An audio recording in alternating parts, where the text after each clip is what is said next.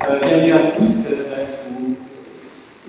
Tout d'abord, je voudrais remercier l'Extracy Université qui a accueilli pour la première fois un cycle court de l'Université populaire de Marseille. Ce cycle-ci évidemment est très circonstanciel. On va s'intéresser à Covid-19 pour essayer de comprendre cette maladie qui est une pandémie sans précédent qui ravage encore aujourd'hui les populations humaines.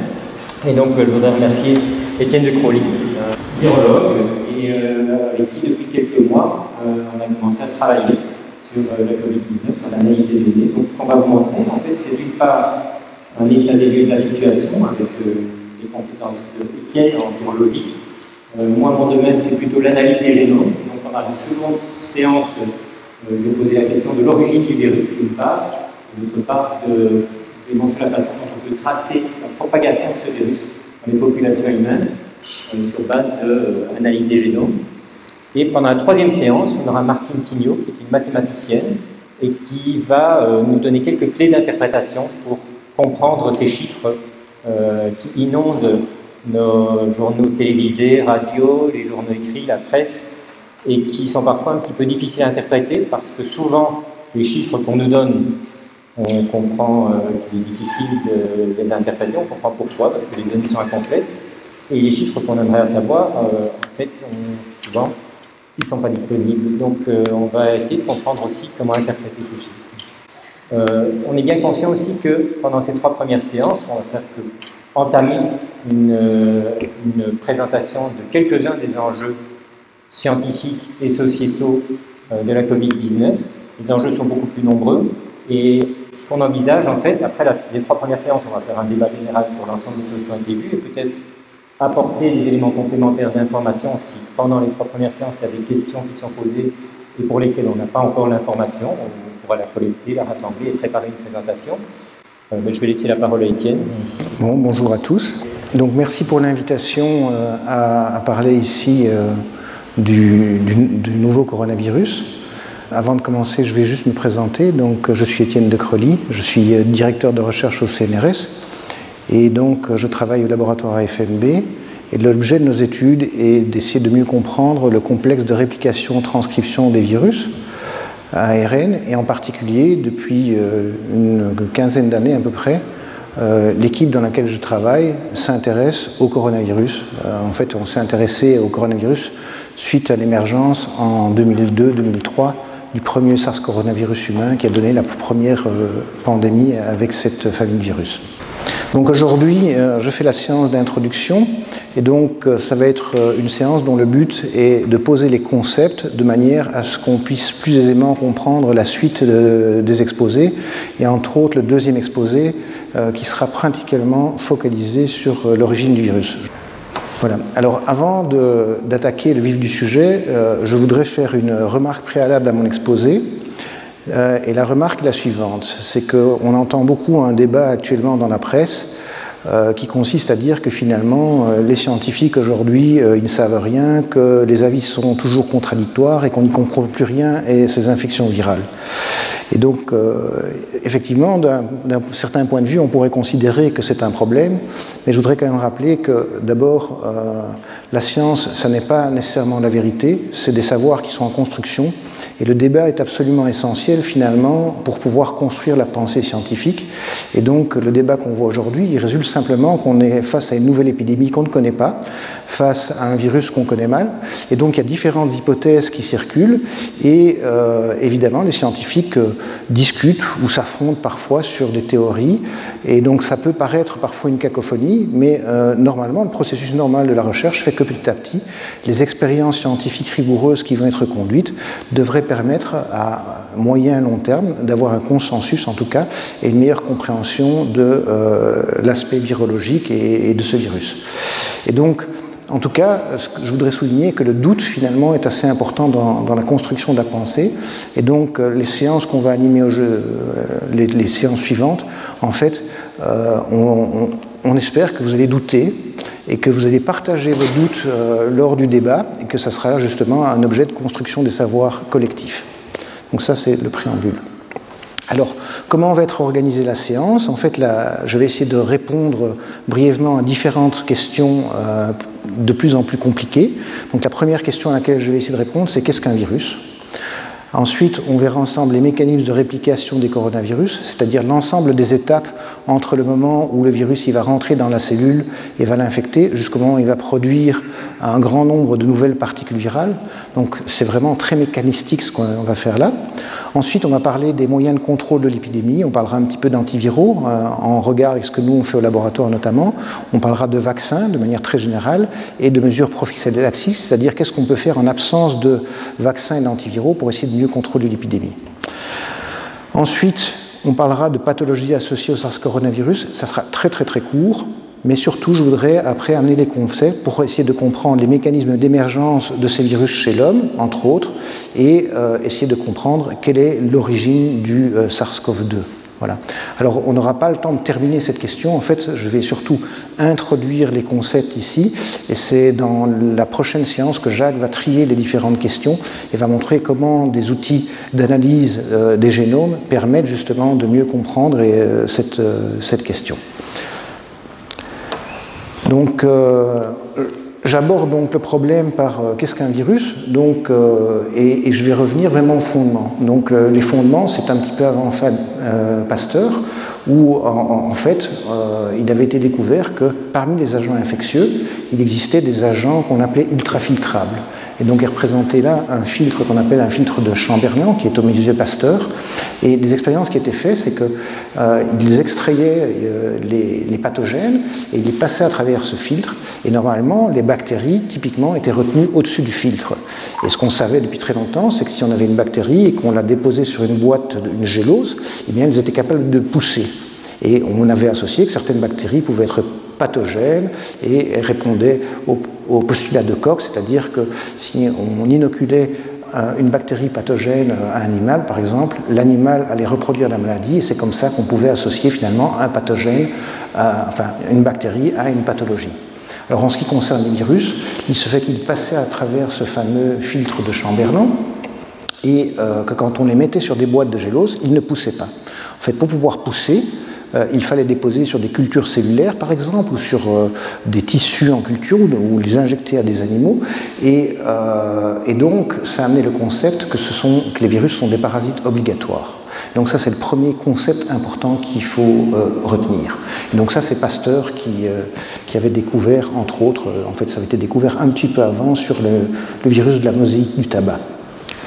Et donc, agents ultrafiltrables, ça indique directement que les virus en fait sont des agents de petite taille. Et donc la première définition des virus, c'était effectivement que c'était des agents de petite taille. Et ici est représentée une échelle. Et ce qu'on voit effectivement, c'est qu'on voit que les cellules de plantes, les cellules animales et les bactéries sont de beaucoup plus grande taille en général que les virus. Et les virus, en fait, ils sont dans ce domaine ici, qui n'est pas un domaine directement accessible à la microscopie optique classique.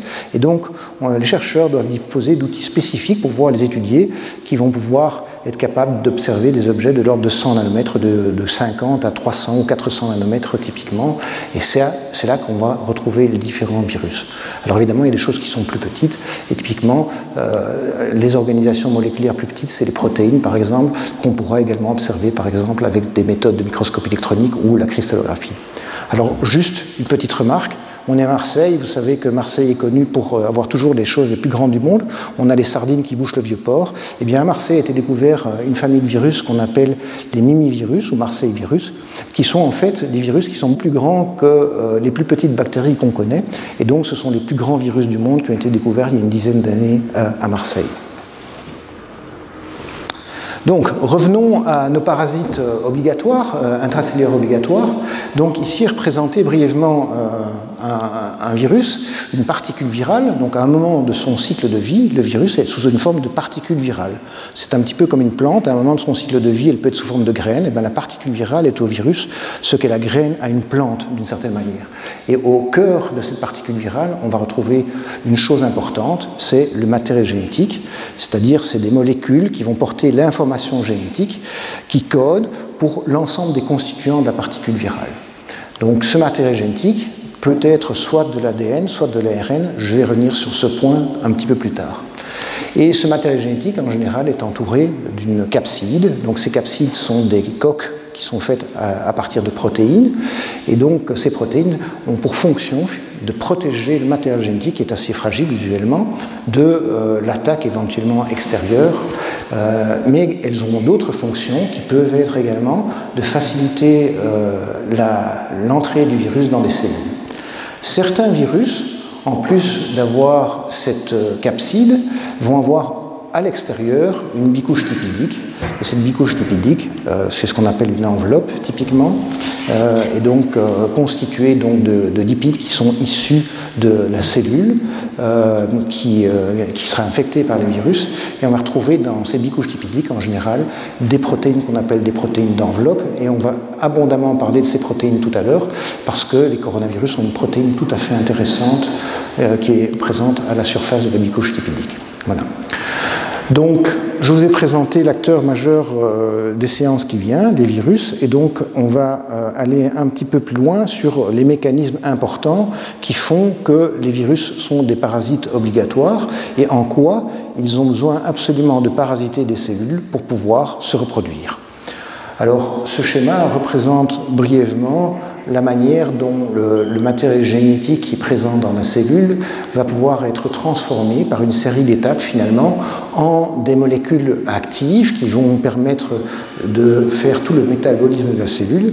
Et ces molécules actives, on les appelle les protéines, et la plupart des protéines vont avoir des activités enzymatiques, et donc c'est elles qui vont engager tous les processus cellulaires qui permettront à les cellules d'être vivantes et d'avoir des activités métaboliques, synthétiser des lipides, des protéines, synthétiser de l'énergie et pouvoir se reproduire. Donc, pour rappel, le matériel génétique dans nos cellules, et dans toutes les cellules en fait, est constitué de molécules qu'on appelle l'ADN, et ici on a un zoom sur ces molécules d'ADN, donc qui sont constituées d'un enchaînement de désoxyribonucléotides, et vous voyez ici différents désoxyribonucléotides, ici un T par exemple, ici un C, ici un G, on leur donne une lettre qui correspond en fait à la base qui est représentée ici dans une couleur différente chaque fois, et donc on a un code génétique qui est composé de 4 bases qui sont A, T, G et C. Et une des particularités importantes de l'ADN, c'est que l'ADN est sous une forme double brin, à savoir qu'une molécule d'ADN va être associée à une molécule qui est sa copie complémentaire. Donc comme on voit ici, chaque fois en face d'un T, on va avoir un A, en face d'un C, on va avoir un G, ou en face d'un G, on va avoir un C, et ainsi de suite. Donc ça, c'est le matériel génétique de la cellule. Alors ce matériel génétique, en tant que tel, n'a pas d'activité biologique. Voilà. Pour pouvoir avoir une activité biologique, il va falloir qu'il subisse un certain nombre d'étapes. Et entre autres, il va d'abord devoir être copié dans une molécule qu'on appelle l'ARN, pour acide ribonucléique, qui va être une copie en fait conforme finalement d'un des 2 brins de l'ADN qui est ici. Les enzymes qui vont réaliser cette copie s'appellent des polymérases, des RNA polymérases DNA dépendantes, et donc elles assurent ce qu'on appelle la transcription. Et donc on va avoir des ARN qui vont être produits dans le noyau, qui vont être exportés du noyau et se retrouver dans le cytoplasme de la cellule. Pour que ces molécules puissent être transformées dans ces molécules, ces protéines bioactives, en fait, il va falloir traduire finalement le code à 4 lettres ici en un code qui est constitué de chaînes d'acides aminés, et on a 19 acides aminés qui sont présents dans la cellule. Et donc, pour faire bref, en fait, chaque acide aminé correspond à un triplet de nucléotides. Vous voyez ici, on a différents triplets de nucléotides. Et donc, le processus de copie est assuré par ce qu'on appelle des ribosomes. Donc, c'est un édifice moléculaire assez complexe dans la cellule qui va, sur base de templates en ARN, recruter chaque fois les ARN de transfert qui sont complémentaires ici du brin. Donc on voit qu'en face du AAG, on a UUC, et donc chacun de ces ARN de transfert est lié à un acide aminé, et ça va permettre de faire la copie finalement de ceci en une chaîne qui est un enchaînement d'acides aminés et qui va former des protéines. Donc je vous raconte tout ça parce que c'est très important, en fait, parce que c'est ces protéines qui ont l'activité biologique, Et ce qui est important, c'est que les virus n'ont jamais cette machinerie. Et comme les virus n'ont pas cette machinerie, il va falloir, en tout état de cause, qu'à un moment de leur cycle de réplication, ils soient capables de synthétiser un ARN messager qui va pouvoir être traduit en protéines pour pouvoir reproduire des nouvelles particules virales. Donc cette dia est un petit peu compliquée, mais c'est pour vous montrer brièvement que la nature du matériel génétique chez les virus n'est pas nécessairement de l'ADN. Je vous ai dit tout à l'heure que dans toutes vos cellules, le matériel génétique est constitué d'ADN. Or, chez les virus, ce n'est pas nécessairement le cas. On a des virus dont le matériel génétique est de l'ADN double brun, comme ici.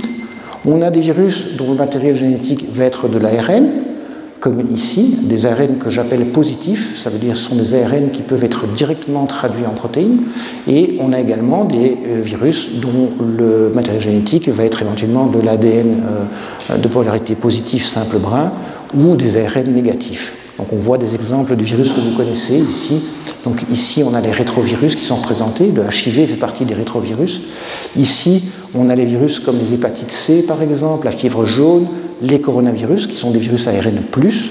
Et ici dans les ARN-, c'est caché malheureusement par zoom, mais on a beaucoup de pathogènes importants comme le virus de la rage, comme Ebola virus par exemple, ou le RSV qui donne les bronchiolites du nourrisson. Et ce que montre ce schéma, c'est que les virus, dans tous les cas, comme ce sont des parasites intracellulaires obligatoires, ils vont devoir à un moment, à partir de leur matériel génétique, synthétiser un ARN+, pour permettre la synthèse des protéines. Et donc, je ne vais pas vous montrer tous les cas de figure, mais brièvement, les coronavirus, leur matériel génétique, c'est un ARN+, ils vont le transformer en un ARN négatif, qui pourra être retransformé en un ARN positif, qui pourra, lui, être utilisé pour faire des protéines. Donc, maintenant qu'on a assis les bases et que tout le monde sait ce que c'est qu'un virus, on va regarder comment les coronavirus, quels sont les coronavirus et comment est-ce qu'ils sont capables d'infecter une cellule. Alors, le nom coronavirus vient de couronne, et en fait, quand on les observe en microscopie électronique, on voit qu'il y a effectivement une structure en couronne, et cette structure en couronne est reliée à la présence à la surface de l'enveloppe de protéines qu'on appelle la protéine spike. À l'intérieur de cette particule virale, on peut trouver le matériel génétique qui est représenté ici dans une dia de microscopie électronique et qui est un enchaînement de ces fameux nucléotides, enfin, c'est un ARN, donc ce sont des ribonucléotides et vous voyez cet enchaînement. Alors, une des particularités importantes des coronavirus, c'est qu'ils ont un génome qui est exceptionnellement long pour des virus ARN. Un virus ARN, usuellement, a un génome de l'ordre de 10 kilobases, donc 10 000 bases constituent le matériel génétique. Et chez les coronavirus, ils ont un matériel génétique qui est environ 3 fois plus gros que les virus classiques ARN. Et une deuxième particularité importante, je reviendrai là-dessus, c'est qu'ils infectent un grand nombre d'espèces animales, dont les chauves-souris. Alors, comment se passe le cycle de réplication de ces virus? En fait, il y a différentes étapes importantes. Donc, je vais commencer par parler de la première étape, qui est l'entrée du virus dans les cellules. Et donc, vous voyez que la particule virale ici va s'attacher finalement à un récepteur pour pouvoir rentrer, soit dans des vésicules qu'on appelle des vésicules d'endocytose, ou par fusion directe, de manière à relarguer son matériel génétique dans le cytoplasme de la cellule. Donc on va regarder en détail comment se passe cette étape. Alors, vous avez tous entendu parler de mécanismes clé-serrure, et donc la protéine d'enveloppe, celle qui faisait la couronne autour des coronavirus, en fait, c'est la protéine qu'on appelle S ou spike, et ça correspond à la clé qui est représentée ici. Le récepteur qui est à la surface cellulaire, c'est la serrure, et le nom du récepteur, c'est une molécule qu'on appelle ACE2, qui est présente dans un très grand nombre d'espèces animales et qui est assez conservée. Mais ce qu'on sait dans les modèles clé-serrure, c'est qu'il faut que la clé s'adapte parfaitement à la serrure, évidemment, pour que le virus puisse rentrer. Et c'est ce qui fait qu'il y a une barrière d'espèces et que normalement, un virus de chauve-souris infecte difficilement, par exemple, une cellule humaine, parce qu'il y a des petites différences dans la serrure qui font que l'entrée est difficile. Et donc, il faudra que la clé soit modifiée pour permettre le passage de la barrière d'espèces. Alors, ceci représente brièvement les mécanismes donc, de reconnaissance du récepteur, mais je voudrais insister sur un point important, c'est qu'avant de pouvoir reconnaître le récepteur, il y a une étape préalable qu'on appelle le priming, qui est une étape dans laquelle, en fait, la clé au départ, telle qu'elle est présente à la surface du virus qui sort de la cellule, n'est pas complètement compétente pour pouvoir reconnaître la serrure. C'est ce qui est illustré par cette diapositive. Au départ, quand la clé sort, elle est sous cette forme-là. Et j'ai perdu le dia. Et une fois que le virus va sortir, en fait, la particule virale va être maturée ou processée, c'est-à-dire qu'il y a des enzymes qui vont couper un site ici particulier dans la protéine de spike et qui vont ouvrir et démasquer finalement la clé de manière à ce qu'elle soit compétente pour reconnaître la serrure. Alors vous allez me dire, c'est bien joli, tout ça sont des images très imagées, mais ce n'est pas vraiment comme ça que ça se passe dans la cellule. En fait, il n'en est rien, parce qu'on a des outils dans le laboratoire pour étudier ça. Et je peux vous montrer que c'est exactement ça qui se passe. Ici, on a la structure de la clé du coronavirus, donc la protéine S ou spike, et on voit que quand elle n'est pas coupée, elle a une conformation qui est représentée ici, et je vous invite à regarder ici particulièrement ce domaine-là, et ici représenter la même clé, mais une fois qu'elle aurait été coupée par une protéase qui coupe spécifiquement ici. Et ce que vous voyez, c'est qu'il y a un domaine qui est ici, initialement qui est caché, et que le changement de conformation va exposer ici un domaine tout à fait particulier, et c'est le domaine justement qui va rentrer dans la serrure, donc c'est le site de fixation au récepteur ACE2. Donc tout ça pour vous montrer que finalement cette étape de clivage est absolument essentielle pour que le virus soit infectieux. Jacques aura l'occasion de rediscuter de ce point important parce que c'est une des marques de fabrique particulière du nouveau coronavirus, c'est qu'il a un site de clivage tout à fait particulier qui fait qu'il est particulièrement adapté pour entrer dans les cellules humaines. Alors cette diapositive est juste pour vous montrer qu'en fait, on a l'impression que c'est figé quand on regarde les structures, mais en fait, ces systèmes de clés-serrures sont extrêmement dynamiques. Et ici sont représentées différentes protéines S à la surface d'une bicouche typique, et on voit qu'il y a des mouvements moléculaires importants. Et c'est ici les domaines, ici en haut, qui vont reconnaître finalement le récepteur ASE2, à savoir la serrure. Alors toujours par ces méthodes de microscopie électronique qu'on appelle cryo-EM ou par cristallisation, on peut véritablement comprendre moléculairement les modes d'interaction. Et donc ce qui est illustré ici, c'est une structure où on voit l'interaction entre la serrure ACE2 et la clé ici, et le domaine que je vous ai montré tout à l'heure en haut qui était exposé. Et donc sur base de ces observations, on peut vraiment comprendre au niveau moléculaire comment ici la clé interagit avec la serrure et quels sont les acides aminés, parce que cette protéine est constituée d'un enchaînement d'acides aminés, quels sont les acides aminés spécifiques qui vont interagir ici. Alors je vous montre ça parce que c'est assez important, parce que sur base de ce genre d'études, on va pouvoir comprendre comment un virus qui infecte l'homme est capable de reconnaître par exemple également des cellules de chat et le récepteur qui est présent à la surface des cellules de chat ou des cellules de chien, mais n'est pas capable par exemple de reconnaître des cellules de chauve-souris ou d'autres animaux. Et donc cette analyse moléculaire est tout à fait importante parce qu'elle va nous permettre de comprendre vraiment le tropisme, donc c'est la capacité du virus à infecter seulement certains types cellulaires, et donc on a des informations extrêmement précises grâce à ces observations de biologie structurale. Donc je vous résume ici très brièvement le mécanisme d'entrée du virus dans la cellule, et donc on voit ici donc, en haut la clé qui va aller reconnaître la serrure, et suite à ça, il y a un changement de conformation qui fait que la protéine d'enveloppe va interagir avec la membrane de la cellule cible, qui est représentée en bleu ici, et vous voyez que les membranes vont se rapprocher. Alors c'est un petit peu imagé, on n'est pas sûr que ça se passe exactement comme ça dans le cas du coronavirus, mais en tout cas, à l'issue de ce processus, il va y avoir fusion des deux membranes, et le matériel qui est à l'intérieur ici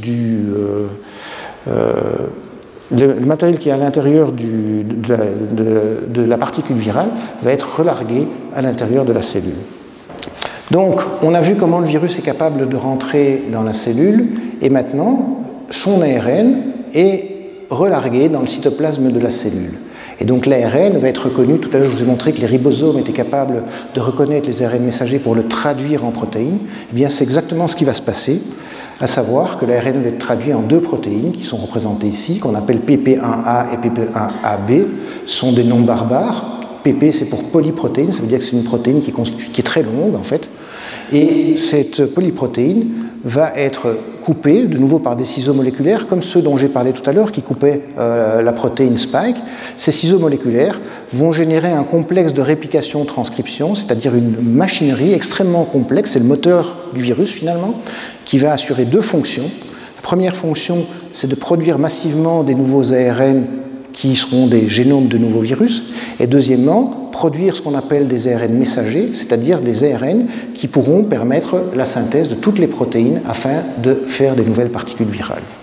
Alors nous, au laboratoire, on étudie cette machinerie, et comme vous pouvez le voir, cette machinerie est extrêmement complexe, elle est faite d'un grand nombre de protéines.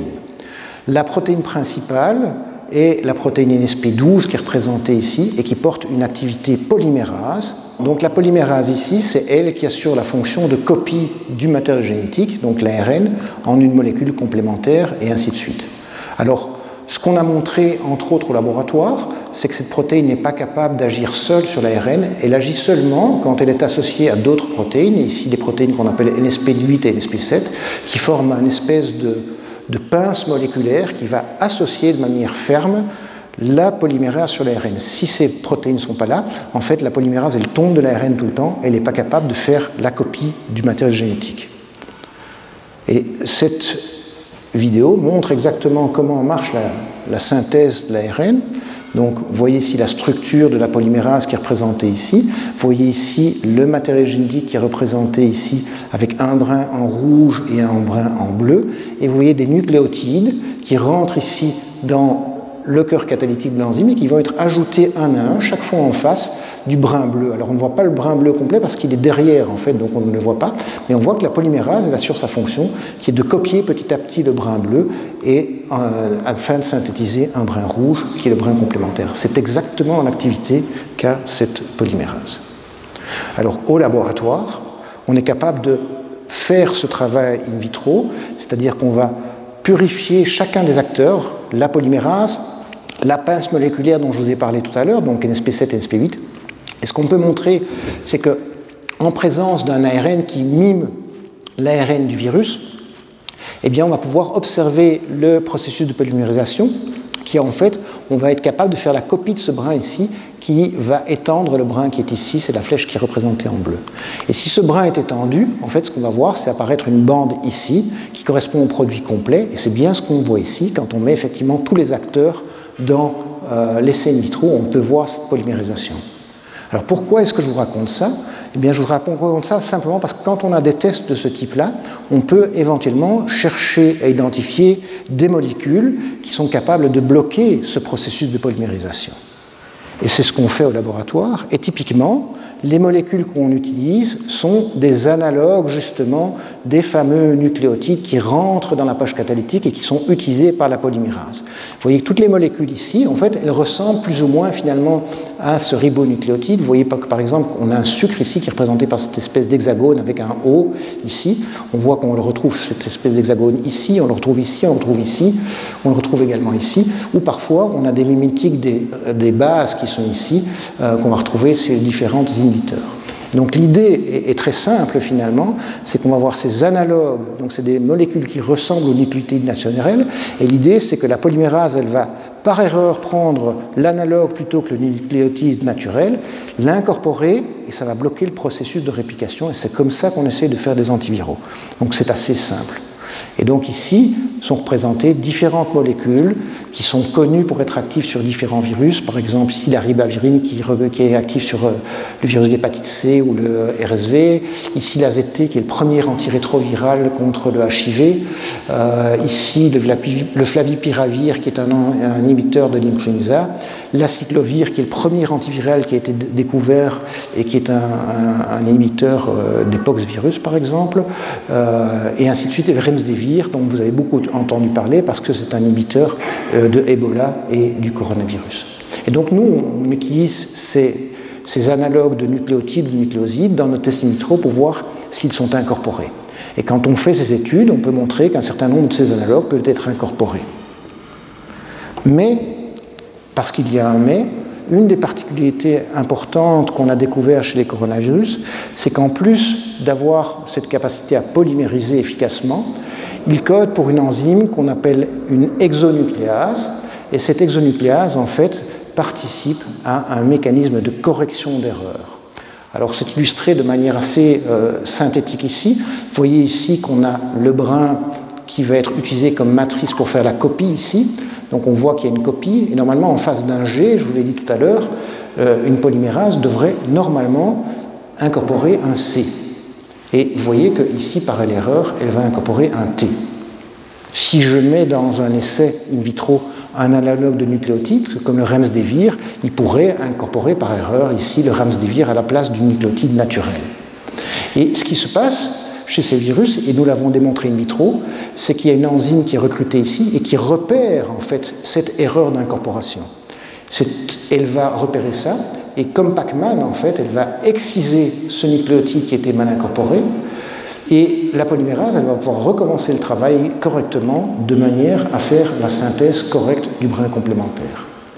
Alors ça, c'est très embêtant pour les stratégies antivirales, parce que la plupart des molécules qui sont actives et qui pourraient être incorporées par erreur par la polymérase, en fait, elles ne vont pas être actives réellement contre le virus, parce que le virus va être capable d'exciser ces inhibiteurs.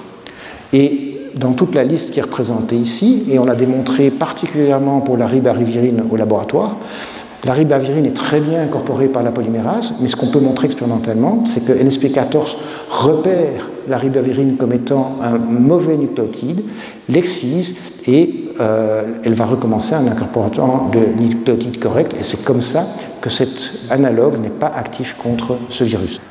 Donc, on est toujours dans le cycle viral, le virus est rentré, il a synthétisé ses protéines, on a vu comment il répliquait son matériel génétique, et donc maintenant il va être capable, à partir de ces ARN, de synthétiser les différentes protéines et de néosynthétiser un grand nombre de particules virales qui vont être relarguées à l'extérieur de la cellule et vont pouvoir infecter de nouvelles cellules. Donc on a vu l'ensemble du cycle de réplication de ces virus. Donc j'arrive au troisième point dont je voulais parler, le contrôle de l'épidémie, et donc on va parler de vaccins, d'antiviraux et de prophylaxie. Alors, au laboratoire, et également en collaboration avec le laboratoire de Xavier Lamballerie à Marseille, en fait, on développe des modèles cellulaires pour pouvoir essayer d'identifier justement des inhibiteurs, et les stratégies classiques qui sont utilisées sont dites des stratégies de repositionnement. Donc l'idée est la suivante, c'est qu'on a dans la pharmacopée un grand nombre de molécules qui ont l'autorisation de mise sur le marché. Et ce qu'on va vouloir voir, c'est dans toutes ces molécules, est-ce que certaines molécules sont capables d'inhiber la réplication du virus dans des systèmes cellulaires, pour commencer. Et donc c'est ce qu'on fait ici dans ce travail on a pris une chimiothèque, donc c'est une banque de composés qui est composée d'à peu près 1500 molécules qui ont l'autorisation de mise sur le marché, et ces molécules sont incubées une à une sur des cellules qu'on infecte avec le virus, et on va regarder si ces molécules sont capables de bloquer la réplication du virus. Et donc, en faisant ces expériences, on peut identifier des molécules, et on en a identifié environ 80, qui ont la capacité in vitro d'inhiber, donc dans des cellules, d'inhiber la réplication du virus. Alors, par la suite, quand on observe ça, on va faire des déterminations d'IC50 ou de C50. Donc on va déterminer quelle est la concentration à laquelle on va pouvoir inhiber 50% de la réplication du virus, et ça va nous permettre de classer les molécules entre les meilleures et les moins bonnes, de manière à pouvoir éventuellement porter certaines molécules, les tester dans différents types cellulaires, parce que parfois une molécule est très efficace dans un type cellulaire, mais quand on va passer dans un autre type cellulaire, elle sera peu efficace. Donc on va essayer de confirmer que ces molécules sont efficaces dans plusieurs types cellulaires, et après, on va éventuellement passer dans des modèles animaux. Pour les coronavirus, c'est le hamster, typiquement, qu'on utilise en première intention, et donc on va injecter ces molécules à des hamsters qu'on va infecter avec le virus, et on va voir si effectivement ces molécules sont actives et capables de bloquer la réplication du virus. Donc ça, c'est le genre de travaux. Alors malheureusement, les études de repositionnement aujourd'hui n'ont pas donné de résultats spectaculaires, bien qu'il y ait beaucoup de molécules qui soient actives dans des systèmes cellulaires. En fait, la plupart des molécules, quand on les a testées chez des patients, je prends quelques exemples, par exemple la chloroquine, eh bien, on s'est rendu compte que malheureusement, l'efficacité de ces composés était assez faible, en tout cas chez l'homme et chez le singe également. Donc ici, cette diasse, elle vise à vous montrer finalement, je vous ai montré toutes les étapes du cycle de réplication du virus, et on peut chercher des molécules en fait, qui interviennent à chacune de ces étapes. Et pour vous montrer la richesse de la recherche, du repositionnement et du développement de nouvelles drogues antivirales, vous pouvez voir que chaque fois que j'ai indiqué un cadre ici, eh bien, c'est des molécules qui vont agir sur une ou l'autre étape qui sont à l'étude actuellement. Donc on a des molécules qui vont agir pour bloquer le clivage, on vous a parlé tout à l'heure, le processing. On a des molécules qui vont agir pour bloquer la reconnaissance du récepteur. On a des molécules qui vont bloquer l'acidification ici des endosomes parce que c'est important pour le processus de fusion que je vous ai montré tout à l'heure. On a des molécules qui vont bloquer les protéases ici qui sont impliquées dans la maturation, et surtout on a des molécules qui vont bloquer le complexe polymérase pour éviter bloquer le moteur finalement du virus qui va permettre la réplication efficace du matériel génétique. Et enfin, on a des molécules qui agissent au moment où le virus est relargué, de manière à essayer que les particules virales qui sont relarguées ne soient pas infectieuses. Donc, ça, c'est ce qui se fait au niveau de la recherche. Maintenant, en ce qui concerne les antiviraux, en fait, on a quand même des limitations importantes pour l'instant. Alors, la première chose, c'est que le coronavirus, en fait, est une infection aiguë et que le traitement des infections aiguës est assez compliqué avec des antiviraux. Il a été montré dans des modèles animaux, comme les singes, par exemple, que si on ne traite pas très, très précocement les singes avant de les infecter ou au moment de l'infection par les coronavirus, avec une des seules molécules qui actuellement qui a l'autorisation de mise sur le marché, c'est-à-dire merde, j'ai perdu le nom, le remdesivir, excusez-moi. Donc, en fait, la molécule n'est active que si on les traite très précocement. Si on teste 3-4 jours post-infection, en fait, eh bien, la molécule n'est plus efficace, malheureusement, parce que le virus est déjà suffisamment répliqué pour ne pas pouvoir être contrôlé de manière efficace. Okay ? Donc il y a d'autres stratégies qui sont en cours d'étude, des sérums et des immunothérapies. C'est particulièrement intéressant, c'est-à-dire les sérums, c'est qu'on va essayer de faire les vieilles stratégies qui consistent à injecter chez les gens des anticorps spécifiques qui pourraient éventuellement reconnaître le virus de manière à bloquer l'entrée du virus et la propagation du virus chez les patients. Et les immunothérapies qui donnent actuellement des résultats tout à fait spectaculaires, qui sont des thérapies qui consistent à contrôler finalement la réponse antivirale qui est en fait trop forte chez les coronavirus, et c'est cette réponse antivirale qui est inappropriée chez certains patients, en fait, qui conduit aux symptômes très très particuliers qu'on voit chez les personnes les plus âgées, et donc il y a des perspectives thérapeutiques importantes dans ce contexte-là. Alors, je passe à la prévention. Alors, la prévention, il y a différents aspects. Alors, il y a un aspect dont je ne parlerai pas, mais pourtant qui est très important, c'est le contrôle de la biodiversité et de garder une biodiversité importante, parce qu'on sait très bien, en fait, que l'émergence de pathologies infectieuses comme les coronavirus est souvent liée aux déforestations, au changement de vie, au fait qu'il y a des populations très importantes qui sont regroupées dans les villes, et donc l'écologie est tout à fait en lien avec l'émergence de pathologies comme ça. Par contre, je vais vous parler très rapidement de vaccination. Alors, vous savez que le concept de la vaccination a été découvert par Édouard Jenner, qui avait découvert que les femmes qui trayaient les vaches qui étaient infectées d'un virus qui était apparenté à la variole, en fait, étaient protégées de l'infection par la variole. Et donc, il avait développé le concept de variolisation, c'est-à-dire qu'on pouvait infecter des personnes avec ce virus de vache et ça les protégeait de l'infection par le virus de la variole. Et Pasteur a repris ce concept plus tard et a développé des vaccins contre la rage. Et cette fois, c'était des vaccins qu'on appelle atténués, c'est-à-dire qu'il avait développé un processus dans lequel les virus de la rage étaient cultivés par passage successif dans des animaux.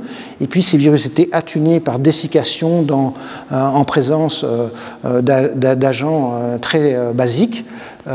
Et il injectait ces virus atténués d'abord chez les animaux puis chez les humains, et il a pu montrer qu'avec ces virus atténués, on pouvait protéger l'apparition de la maladie chez des gens qui avaient été mordus par des chiens ou des renards enragés. Et c'est comme ça que le premier concept de vaccination thérapeutique est arrivé.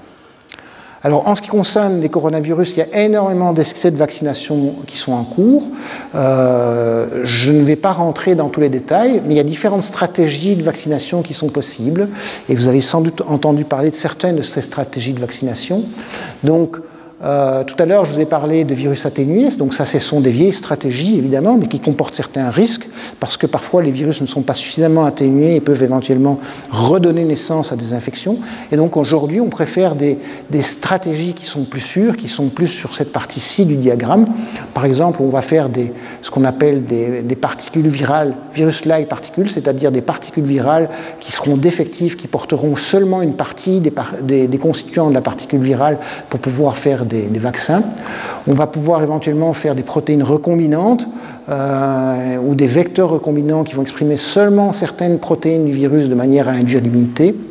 On va pouvoir faire des virus qui sont basés, notamment on en a beaucoup parlé, sur l'utilisation d'ARN, je ne sais pas où il est là, mais des DNA ou d'ARN, c'est-à-dire qu'on va utiliser le matériel génétique tel que le DNA ou l'ARN de manière à l'injecter chez des patients, et ces patients vont synthétiser finalement certaines protéines virales et donc synthétiser elles-mêmes les immunogènes qui vont conduire à la vaccination. Alors, la protéine principale qui est utilisée aujourd'hui pour la vaccination, c'est la protéine S, dont je vous ai parlé tout à l'heure. Et je vous rappelle que les processus de développement de vaccins sont des processus longs qui nécessitent plusieurs phases. Donc, il y a d'abord des essais au laboratoire, dans des modèles animaux qui sont réalisés, de manière à démontrer que les vaccins sont capables d'induire l'immunité. Et l'avantage chez les animaux, c'est qu'on peut injecter évidemment le virus chez les animaux qui auront été vaccinés et démontrer que les animaux sont protégés. Donc typiquement, ce genre d'expérience va se faire chez des singes dans les essais terminaux avant de porter les phases 1, 2 et 3 d'essais cliniques. Et donc on a différentes phases d'essais cliniques qui correspondent finalement à une première phase qui sera sur un tout petit nombre de personnes de manière à démontrer que le vaccin n'est pas toxique chez l'homme. Après, on va prendre des quantités plus importantes de personnes auxquelles on va injecter le vaccin de l'ordre de 100 à 500 personnes. Et là, on va démontrer que le vaccin n'induit pas de pathologie chez les personnes et également qu'il induit une réponse immunitaire forte. Et enfin, on arrive parfois pour certains vaccins en phase 3, qui est la phase clé qui vise à démontrer que ces vaccins sont compétents pour protéger plus ou moins bien finalement contre les infections. Et donc, actuellement, il y a environ 321 candidats vaccins qui sont en essai thérapeutique. Et sur les 321, il y a environ 33 qui sont en phase clinique. Et ici sont représentées en fait les différentes phases. Donc on a donc les précliniques, ici phase 1, phase 1, 2, phase 2 et phase 3. Et donc on voit qu'aujourd'hui sont déclarées dans le monde seulement 6 vaccinations en phase 3. Et vous pouvez vous reporter ici pour voir le type de vaccination chaque fois qui sont proposées. Ok. Donc je passe à l'étape suivante, les pathologies associées au SARS coronavirus. Alors avant de parler de pathologies, je crois que ce qui est important, c'est d'avoir une idée finalement relativement quantitative des problèmes et des décès qui sont liés aux infections virales dans le monde, pour un petit peu mettre en rapport ce qu'on observe aujourd'hui avec les grands pathogènes. Alors le premier pathogène viral dans le monde, c'est le HIV, qui fait entre 1,5 million et 2 millions de morts par an dans le monde, donc c'est un des pathogènes les plus importants. Juste pour information, je crois que cette semaine, il y a eu à peu près 1 million de gens qui sont déclarés décédés du coronavirus, donc ça montre que le coronavirus, dans sa première phase, sera probablement au-dessus du HIV au bout d'un an. Okay. Ensuite, on a des pathologies comme l'hépatite C ou B qui font entre 350 et 700 000 décès par an dans le monde. Après, on a des grands pathogènes comme la grippe qui font entre 250 et 600 000, mais parfois on a des grippes comme la grippe de 1918 qui sont beaucoup plus pathogènes et qui font des nombres de décès beaucoup plus importants. Je vous rappelle qu'en 1917, la grippe espagnole a tué une très forte proportion de la population européenne parce que c'était une nouvelle grippe. Et puis on a certains virus, comme représenté ici, Ebola, qui sont des virus dont on vous parle beaucoup et qui font assez peur, et en fait qui sont finalement responsables d'un petit nombre de décès dans le monde qui est entre 5 000 et 12 000 ces dernières années parce qu'il y a eu des épidémies importantes. Voilà. Donc, je ne vais pas beaucoup vous parler de pathologie, mais je voudrais juste vous rappeler ces faits importants. C'est que les coronavirus étaient, jusqu'à une quinzaine d'années, considérés comme des pathogènes qui étaient peu intéressants du point de vue de la santé publique humaine, parce qu'ils étaient essentiellement impliqués dans des maladies d'intérêt vétérinaire. Et dans tous les cas, ce qu'on sait depuis très longtemps, en fait, c'est que ce sont des virus qui sont associés à des infections respiratoires. Okay, et chez l'homme, on connaît des coronavirus humains qui sont responsables de rhume tout à fait classiques. Leur petit nom, c'est OC43, 229E. Et chez les animaux, on a une série de pathologies respiratoires chez le bœuf, chez les poulets et également chez le porc, assez importantes en termes d'élevage animaux. Et de temps en temps, en fait, ces virus sont capables d'avoir des infections neurotropiques, c'est-à-dire qu'ils vont causer des problèmes suite à l'infection du cerveau, du foie et aussi des infections gastro-intestinales. Et un autre point qui est connu, en tout cas pour les coronavirus humains, c'est qu'ils sont pour la plupart responsables d'infections saisonnières. Donc ça, c'est les principaux coronavirus qui sont responsables de rhume. Et donc on voit la saisonnalité importante de ces virus. Okay. Alors j'incite, en fait, cette saisonnalité est pour des virus pour lesquels il y a une immunité dans les populations. C'est-à-dire que le virus, il va particulièrement bien se répliquer et se propager pendant l'hiver, et l'été, comme il y a de l'immunité dans la population, en fait, le contrôle du virus est beaucoup meilleur. Aujourd'hui, évidemment, pour le SARS-CoV-2, eh bien, on ne sait pas très bien comment ça va se passer, mais on peut imaginer qu'à moyen et long terme, on pourrait arriver à des pathologies saisonnières beaucoup moins graves que celles que l'on connaît aujourd'hui. Alors, j'arrive au SARS-coronavirus 2. Voilà. Donc je vous rappelle qu'il a émergé fin 2019, probablement un petit peu avant la fin 2019. Jacques vous parlera probablement de ça. Et juste pour vous montrer très rapidement, ceci, donc c'est une courbe cinétique. Donc ça, c'est le nombre de personnes infectées par différents coronavirus en fonction du nombre de jours. Donc ici, c'est une période de 110 jours qui est représentée. Et donc vous voyez par exemple un coronavirus qui est connu, qui est le MERS coronavirus, avec des épidémies qui ont été répertoriées. Et vous voyez la cinétique de l'épidémie qui est assez longue. Ça, c'est l'épidémie d'Ebola, et ça, c'était l'épidémie de 2003 de SARS coronavirus. Donc on voit que le SARS-CoV de 2003 était beaucoup plus rapide et une épidémie beaucoup plus aiguë que le MERS ou qu'Ebola virus. Et nous, quand on a regardé les chiffres début janvier 2020, on s'est tout de suite rendu compte, ça c'est le début janvier, c'est le 10 janvier, on s'est tout de suite rendu compte que le CoV-2, en fait, il avait une cinétique qui était tout à fait particulière par rapport au SARS-CoV-1, qui était déjà très rapide. Et donc très vite, on s'est inquiété et on s'est dit vers le 15-20 janvier qu'il y avait vraiment quelque chose qui se passait en Chine et qu'il y avait une épidémie qui était en train de se jouer. Donc ça, c'est quelque chose qui se voit très vite dans les chiffres. Le deuxième point important qu'il faut retenir, c'est que ce sont des virus qui sont, en tout cas pour l'instant, hautement pathogènes et beaucoup plus pathogènes que la grippe. Et donc ici est représenté finalement le taux de mortalité d'un virus grippal en fonction de l'âge. Et ici, on a le même genre de courbes qui sont réalisées pour le SARS-CoV-2. Et on voit évidemment que c'est un virus qui actuellement est beaucoup plus létal que le virus grippal. Et donc c'est pour ça évidemment qu'il y a une pression importante actuellement sur le système de santé. Et on considère qu'il est entre 20 et 40 fois plus létal aujourd'hui que le virus de la grippe. Mais probablement que c'est quelque chose qui ne durera pas une éternité parce que l'immunité va s'établir dans les populations d'une part et que d'autre part le virus il évolue et qu'en général dans l'équilibre hôte pathogène, souvent les virus évoluent vers des formes qui ne sont pas nécessairement plus pathogènes. En ce qui concerne la distribution mondiale, le virus il a émergé de Chine, mais aujourd'hui la distribution est mondiale, on le sait bien, et ce qu'on voit en fait, c'est que les pays les plus touchés aujourd'hui sont les continents américains, Amérique du Nord et Amérique du Sud, qui représentaient, les Amériques du Nord sont présentées ici en rouge, et je crois avec environ 250 000 décès en Amérique. L'Europe est aussi assez bien touchée, hein, parce qu'on va arriver pratiquement à 200 000 décès en Europe, donc c'est aussi très très important, une maladie qui est très importante actuellement en Europe.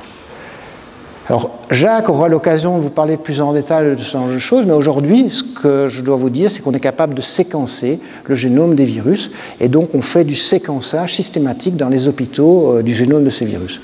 Et sur base du séquençage, on peut faire ce qu'on appelle des arbres phylogénétiques, ce sont des arbres généalogiques du virus, et surtout, on peut voir finalement comment se propage l'épidémie dans le monde. C'est-à-dire qu'on voit ici l'émergence à Wuhan, et en fait, en suivant les génomes, on va pouvoir voir comment ce virus il a pu passer en Europe et puis passer aux États-Unis et ainsi de suite. Et on peut vraiment voir comment il va se disséminer de proche en proche. Et donc aujourd'hui, il y a des outils sur Internet qui permettent de suivre véritablement au jour le jour comment les virus y passent d'un pays à l'autre et de comprendre comment justement les mesures de précaution et de restriction qui sont faites, les barrages aux frontières, ont des impacts significatifs ou plus ou moins significatifs sur cette transmission. Un point qui est particulièrement discuté aujourd'hui, c'est ce qu'on appelle le R0. Je ne sais pas si vous avez entendu parler, c'est le rythme de reproduction du virus. Et je ne vais pas m'apesantir là-dessus parce que je crois que ça sera traité dans le 3e cours, mais je voudrais juste vous donner une information importante, à savoir que ce R0, finalement, correspond au nombre de personnes qui vont être contaminées par une personne initialement. Donc, c'est une moyenne, évidemment. Il y a ce qu'on appelle les hyperspreaders, c'est-à-dire certaines personnes qui sont très infectieuses et qui vont contaminer un grand nombre de personnes, et d'autres personnes qui vont avoir des charges virales faibles et qui contamineront de très faibles nombres de personnes.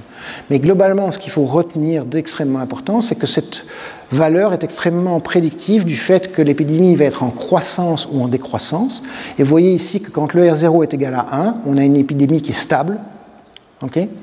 Quand le R0 est au-dessus de 1, on a une épidémie qui est plus ou moins croissante. Et en fait, la vitesse à laquelle l'épidémie va se propager va dépendre de ce R0 initial. Et vous vous souvenez des courbes que je vous ai montrées tout au début, en fait, qui étaient avec une croissance très rapide, et ben, ça témoignait d'un R0 extrêmement important.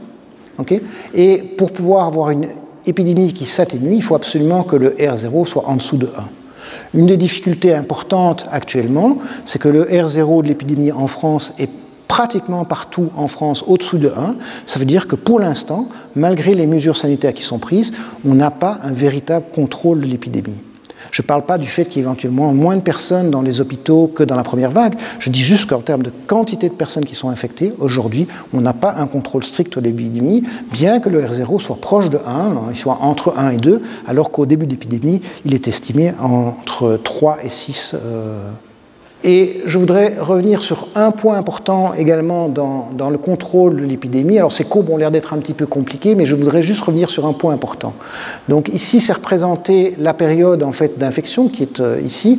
Et ce qu'on sait globalement, c'est que entre le moment où on va rencontrer un patient et où on va commencer à avoir le virus qui se réplique efficacement dans le corps, il faut en moyenne une semaine, entre 1 et 1 semaine et demie. Et à ce moment-là, le virus il va commencer à se répliquer efficacement dans le corps et on va pouvoir le suivre par exemple par des tests PCR dans un nasopharyngé. Alors ce qui est important, ce n'est pas nécessairement parce qu'on a une PCR qui est très positive qu'on a beaucoup de virus infectieux, parce qu'en rouge est représentée finalement la courbe du véritable virus qui est infectieux. C'est-à-dire qu'on peut avoir un test PCR qui est encore positif, sans pour autant avoir des très grandes quantités de particules virales. C'est lié au fait que quand on fait un test PCR, en fait, on ne détecte pas la présence d'un virus infectieux, mais on détecte la présence d'un petit bout du génome du virus. Okay. Et que c'est extrêmement sensible, ces méthodes. Mais ce qui est important, je voudrais revenir sur ce point-ci, c'est que donc la période de contagiosité des patients, finalement, c'est globalement 2-3 jours avant le début des symptômes, et une fois que les symptômes sont arrivés, environ 1 semaine. Okay. Donc, Aujourd'hui, on est dans la situation, globalement, où quand les gens ont des symptômes, ils vont aller voir le médecin au jour 1, qui va leur dire, globalement, en général, voilà, vous avez des symptômes, mais ce n'est pas très spécifique, on ne sait pas si c'est le coronavirus. Attendez de voir si vraiment vous avez des symptômes plus sévères. Au jour 2, en général, s'ils ont des symptômes plus sévères, ils vont rappeler le médecin qui va leur dire, faites un test. Ils vont se rendre pour faire un test de dépistage, et ils vont avoir le résultat du dépistage, finalement, au jour 5-6, en fait, au moment où on sort de la période où on est hautement contagieux. Et donc ça c'est problématique, parce que ça veut dire que la stratégie actuelle ne permet pas un contrôle efficace de l'infection. Donc il faut absolument qu'on change de stratégie si on veut avoir un contrôle plus efficace, et il faut absolument qu'on priorise les tests de manière à ce que les gens qui ont des symptômes puissent être détectés très rapidement, de manière à ce qu'on puisse éviter cette période de contagion. Et ce qu'il faut savoir, c'est que la majorité de la contagion est intrafamiliale, c'est-à-dire qu'en Chine, par exemple, au début de l'épidémie, 80% des contagions étaient répertoriées au sein des familles. Et donc, la conséquence, c'est qu'actuellement aussi, on renvoie les patients dans les familles, parce qu'on n'a pas de structure d'émergement pour les patients qui sont détectés positifs. Et la conséquence, évidemment, c'est qu'en renvoyant les patients dans les familles, ils vont contaminer le restant de la famille, qui la semaine suivante va revenir contaminé, être détecté, et ainsi de suite. Donc tant qu'on ne change pas de paradigme et qu'on n'aborde pas une autre stratégie qui consisterait à faire des détections rapides, mais surtout une détection qui doit absolument être associée à des mesures d'isolement sérieuses, eh bien on ne va pas changer véritablement l'issue finalement ou la manière dont on contrôle la maladie. C'est un enjeu majeur si on veut que les tests qu'on fasse soient efficaces pour contrôler la maladie. Alors, je passe au dernier point dont je voudrais parler aujourd'hui, les mécanismes d'émergence des coronavirus chez l'homme. Alors, juste cette ligne du temps qui représente les différents coronavirus humains et quand ils ont été découverts. Et donc, vous voyez que l'histoire se répète finalement tous les 10 ans depuis 2003 avec le SARS-CoV, qu'on appelle maintenant parfois SARS-CoV-1, découvert en 2002-2003. Le MERS en 2012 et en 2019 le nCoV 2019 ou le SARS-CoV-2 maintenant qui est émergé. Donc on voit qu'alors que c'était des virus considérés comme peu importants en termes de santé publique humaine, le paradigme a clairement changé ces 20 dernières années. La deuxième chose qu'on sait de manière assez importante pour ces virus, c'est que ce sont en général des virus zoonotiques, et c'est ce qui est illustré ici. On sait que par le SARS-CoV-1, le réservoir animal est une chauve-souris, et on a pas sur base d'analyse génétique, Jacques en parlera largement, mais je vous ai montré tout à l'heure qu'on pouvait faire des arbres phylogénétiques qui représentent finalement comment les virus sont capables de se propager de proche en proche d'un animal à un autre ou d'un humain à un autre. Eh bien, en analysant ces arbres généalogiques du virus, eh bien, on peut comprendre les chaînes de transmission. Et dans le contexte du SARS-CoV-1, en fait, on imagine qu'il y a un réservoir qui est chez la chauve-souris, que ce virus, ces chauves-souris ont infecté des hôtes intermédiaires qui sont probablement la civette, et c'est un virus de ces hôtes intermédiaires qui a infecté l'homme, et là, il est devenu capable de se transmettre d'homme à homme efficacement, et c'est comme ça qu'il y a eu la première épidémie de SARS coronavirus en 2003. Donc cette épidémie a fait environ 8 à 10 000 cas qui ont été détectés avec environ 800 morts. Et puis le virus a été complètement contrôlé et éradiqué de la planète. Il n'y a plus eu d'infection à coronavirus. Pour le MERS, en fait, on a un système qui est relativement similaire où le réservoir est la chauve-souris, mais cette fois-ci, en fait, l'hôte intermédiaire est le chameau. Et c'est les chameaux qui, de manière sporadique, dans seulement certaines régions du monde, transmettent le virus à homme et donnent naissance à des épidémies sporadiques qui réapparaissent régulièrement, avec un taux de mortalité très élevé dans l'épidémie, mais une transmissibilité qui n'est pas très élevée. Ça veut dire que le R0 est autour de 1, ou localement, éventuellement, au moment de la transmission, il y a un R0, mais rapidement c'est contrôlé. Et donc, il n'y a pas eu d'épidémie très importante en termes de mortalité liée au MERS coronavirus. Donc on comprend tout ça en fait que, en général, je vous ai beaucoup parlé de chauve-souris, donc il y a un réservoir animal qui est pour tous ces virus la chauve-souris en général, et en fait quand on échantillonne chez les chauves-souris, on se rend compte qu'il y a une très grande variété de coronavirus chez les chauves-souris, et que donc c'est le réservoir. Et ensuite, les chauves-souris, elles vont transmettre le virus à différents hôtes intermédiaires, qui peuvent être des petits rongeurs, d'autres chauves-souris et séries, et puis des mammifères qui vont être éventuellement à proximité de l'homme, et c'est ça qui va permettre le franchissement progressif des barrières d'espèces avec l'infection des humains quand ils sont au contact des animaux. Normalement, les hommes, finalement, ils sont assez peu en contact avec les chauves-souris, et donc le transfert direct des chauves-souris à l'homme est très discuté, et en tout cas semble être assez rare. C'est peut-être pas le cas dans l'histoire du SARS-CoV-2, on en parlera plus en détail. Et donc comme on sait que le réservoir c'est les chauves-souris, en fait, les laboratoires chinois ont beaucoup échantillonné les virus et les chauves-souris, et en particulier ils ont montré que chez les chauves-souris qui sont dans la province du Yunnan, qui est une province qui est au sud de la Chine, il y avait un grand nombre de grottes qui hébergeaient des chauves-souris, qui avaient une diversité génétique très très importante de ces virus. Donc ici représenté ces fameux arbres phylogénétiques, on voit des différents lignages de chauves-souris, de virus qui sont présents chez les chauves-souris. On peut identifier une variété extrême de ces virus dans ce réservoir. Alors on a quelques idées pourquoi ce virus est très abondant chez les chauves-souris, parce que les chauves-souris ont une particularité génétique qu'ils sécrètent beaucoup d'interférons, et donc ils ont une tolérance par rapport à toute une série de virus, et on retrouve d'autres virus comme les évolavirus chez les chauves-souris, enfin, et ce sont des réservoirs d'un grand nombre de virus animaux. Ensuite, ce qui a été montré également en collectant ces isolats de chauves-souris, c'est que du moins en laboratoire, on est capable, à partir de certains coronavirus de chauves-souris, d'infecter des cellules humaines, et donc on suspecte qu'il y a une possibilité de transmission directe de ces virus de chauves-souris directement à l'homme, même si ça n'a pas été démontré dans des véritables épisodes zoonotiques comme le SARS-1, le SARS ou le MERS coronavirus. La question est ouverte en ce qui concerne le SARS coronavirus 2. Alors, pourquoi ce réservoir de chauves-souris avec tous ces virus qui circulent est important en termes de transmission d'espèces? En fait, parce que ce qu'on constate chez les chauves-souris, c'est qu'il peut se passer un processus moléculaire qu'on appelle la recombinaison homologue. Alors, pour faire simple, ce qui peut se passer, c'est que globalement, on a deux virus différents qui sont présents dans une grotte, parce qu'on a des chauves-souris qui sont infectées par deux coronavirus différents, et il va se passer ce qu'on appelle une recombinaison homologue, c'est ce qui est représenté ici. Donc en rouge, ici, est représenté le génome qui est présent dans un des virus qui est présent chez la chauve-souris, et en bleu, le génome qui est représenté dans une autre chauve-souris. Et donc, si une chauve-souris est co-infectée par ces deux virus, il peut se passer le processus suivant, c'est que la polymérase va faire des virus hybrides, c'est-à-dire qu'elle va commencer à synthétiser le brin complémentaire du brin rouge ici, et puis la polymérase va faire un saut, et elle va continuer sur le brin bleu et faire un virus hybride qui va être rouge et bleu comme représenté ici, ou elle va faire un virus qui va être rouge, bleu, rouge, ou toutes sortes de possibilités. Alors ça, c'est très important en termes d'évolution des virus, parce que ça va permettre aux virus de rapidement évoluer et de leur donner des nouvelles propriétés qui vont leur permettre de faciliter le transfert de barrières d'espèces et donc d'infecter des nouvelles hôtes. Et donc c'est pour ça que ces réservoirs posent des problèmes, et il a été démontré par les analyses des génomes que ce processus que je viens de vous décrire existe réellement au sein des virus qui circulent chez les chauves-souris. Alors, je reviens à mon fameux modèle clé-serrure. Donc, je vous rappelle que la protéine virale ici, c'est la protéine S, et que le récepteur ici, c'est ACE2. Et donc, je vous ai expliqué que le problème, c'est que le ACE2 de chauve-souris était différent du ACE2 humain. Et donc, normalement, la protéine S n'est pas capable de rentrer dans la serrure parce qu'elle n'est pas tout à fait adaptée.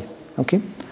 Donc, comment est-ce qu'on peut, et quels sont les outils pour essayer de comprendre finalement si cet franchissement de la barrière d'espèces est possible? Et donc les virologues, ils s'intéressent beaucoup à cette question. Ils se demandent et ils essaient de trouver des expériences pour pouvoir montrer comment un virus de chauve-souris pourrait éventuellement passer à l'homme. Et donc c'est des expériences qui se faisaient dans les laboratoires à Wuhan. Et pour faire une histoire longue, courte, en fait, il s'intéressait à deux choses principalement. La première question qu'il posait, c'est est-ce qu'on va pouvoir modifier génétiquement la protéine S ici pour lui échanger, par exemple, le domaine qui reconnaît le récepteur. Je vous rappelle, je vous ai montré la structure moléculaire de ce domaine. Donc, est-ce qu'on peut faire de l'ingénierie moléculaire ou des chimères entre différents virus ici dans le domaine ici? On pourrait faire une chimère, par exemple, entre un virus qui reconnaît le récepteur humain et un virus de chauve-souris pour créer des nouveaux virus qui sont capables de reconnaître bien le récepteur humain et donc qui vont être capables d'infecter l'humain. Ça, c'est une première question qu'il posait, et il posait cette question pour essayer d'identifier, pas par machiavélisme, mais parce qu'ils essayent d'identifier justement quels sont les déterminants moléculaires qui sont importants pour franchir la barrière d'espèces, parce qu'ils espéraient qu'en comprenant ça, on puisse éventuellement repérer dans les génomes des virus qui pourraient avoir une bonne chance de brusquement passer à l'homme, de manière à essayer de s'en protéger. C'est ça le sous-jacent et l'idée qu'ils avaient derrière. Et la deuxième chose importante, je vous ai expliqué tout à l'heure que la clé était synthétisée sous la forme d'une clé qui était inactive, qui était fermée, et que pour pouvoir être active, il fallait qu'elle soit processée par une enzyme de manière à devenir active. Vous vous souvenez, la clé qui était fermée qui devenait ouverte, comme ça. Et là, il y a une enzyme qui est nécessaire pour faire ça. La protéine doit être coupée. Et ce qu'on sait, c'est que les enzymes qui font ce travail chez les chauves-souris sont différentes des enzymes qui font ce travail chez l'homme. Et donc, une des questions qui se posait, c'est comment est-ce qu'on pouvait faire de l'ingénierie moléculaire ou modifier le site ici pour faciliter le franchissement de la barrière d'espèce, permettre au virus finalement de chauve-souris de devenir infectieux chez l'homme. Et ils avaient montré, entre autres, qu'on pouvait rajouter des sites furines et que ce site était coupé par une enzyme qui est présente et qui est ubiquitaire chez l'homme, et à ce moment-là, les virus devenaient très infectieux chez l'homme. Alors, juste pour vous raconter un petit peu le genre d'expérience qu'on peut faire pour ça, j'ai presque fini.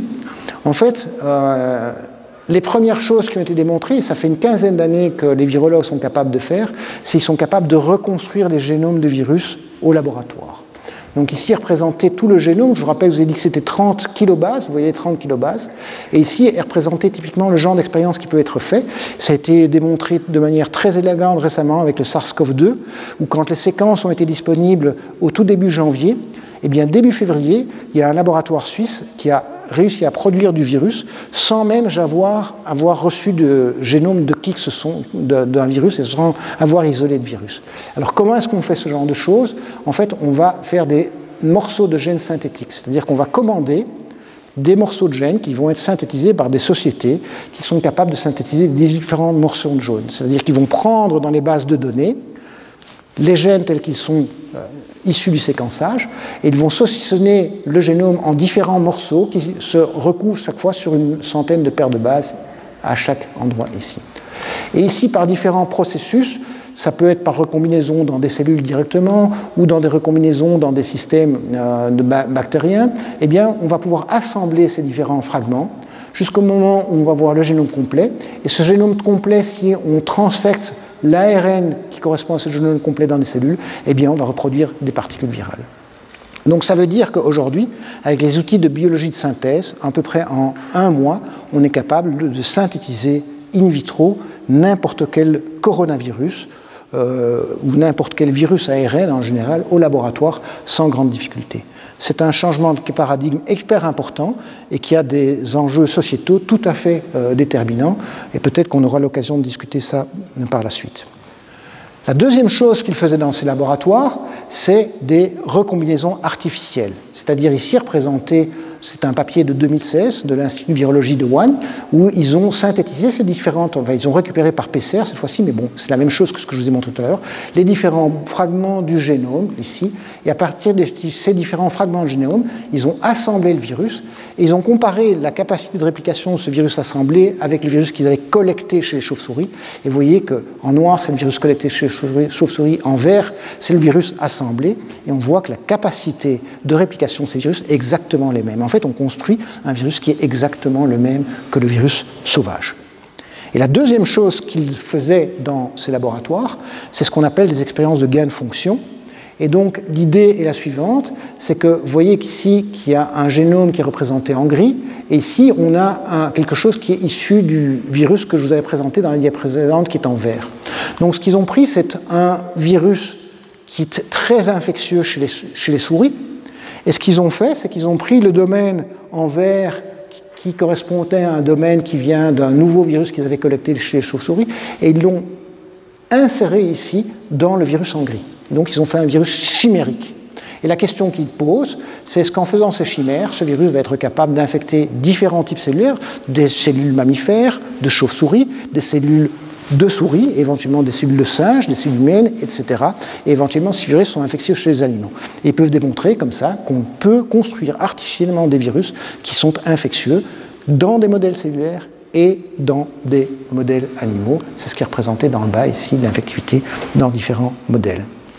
Et ils peuvent également regarder la pathogénèse de ces virus, et on voit par exemple que celui qu'ils ont construit ici est moins pathogène qu'un virus contrôle qui est très infectieux chez les souris, mais on voit qu'il y a une part de poids significatif qui montre qu'ils ont construit un virus qui était pathogène sur base de séquences qu'ils avaient obtenues en séquençant des virus à partir d'isosalats fécaux de chauves-souris. Donc ça, c'est ce qu'on appelle des expériences de gain de fonction, et donc ce genre d'expérience se faisait classiquement dans les laboratoires à Wuhan. Et je crois que c'est un débat important de société. Je crois que quand Jacques vous montrera un petit peu les arguments de la phylogénie, on comprendra pourquoi ces expériences posent des vrais problèmes en ce qui concerne les coronavirus. La deuxième chose que faisait le laboratoire, c'est, je vous ai parlé du site de clivage, qui est absolument nécessaire pour passer de cette clé qui est fermée à cette clé qui est ouverte, qui est représentée ici dans la structure. Et donc ce qu'il faisait dans le laboratoire, c'est modifier ces sites de clivage pour transformer par exemple des virus ici qui ont un site de clivage qui est sensible à la furine en un site de clivage qui n'est pas sensible à la furine. Donc ça a été fait sur le SARS-CoV-2. Et ce qu'on voit, c'est que quand on a un site qui est sensible à la furine, le virus est très pathogène dans le modèle animal, alors que quand on délète ce site, eh bien, le virus n'est pratiquement plus pathogène. Donc ça, c'est ce qui a été fait chez le SARS-CoV-2 pour montrer que ce site furine de clivage est très important pour la pathogénicité.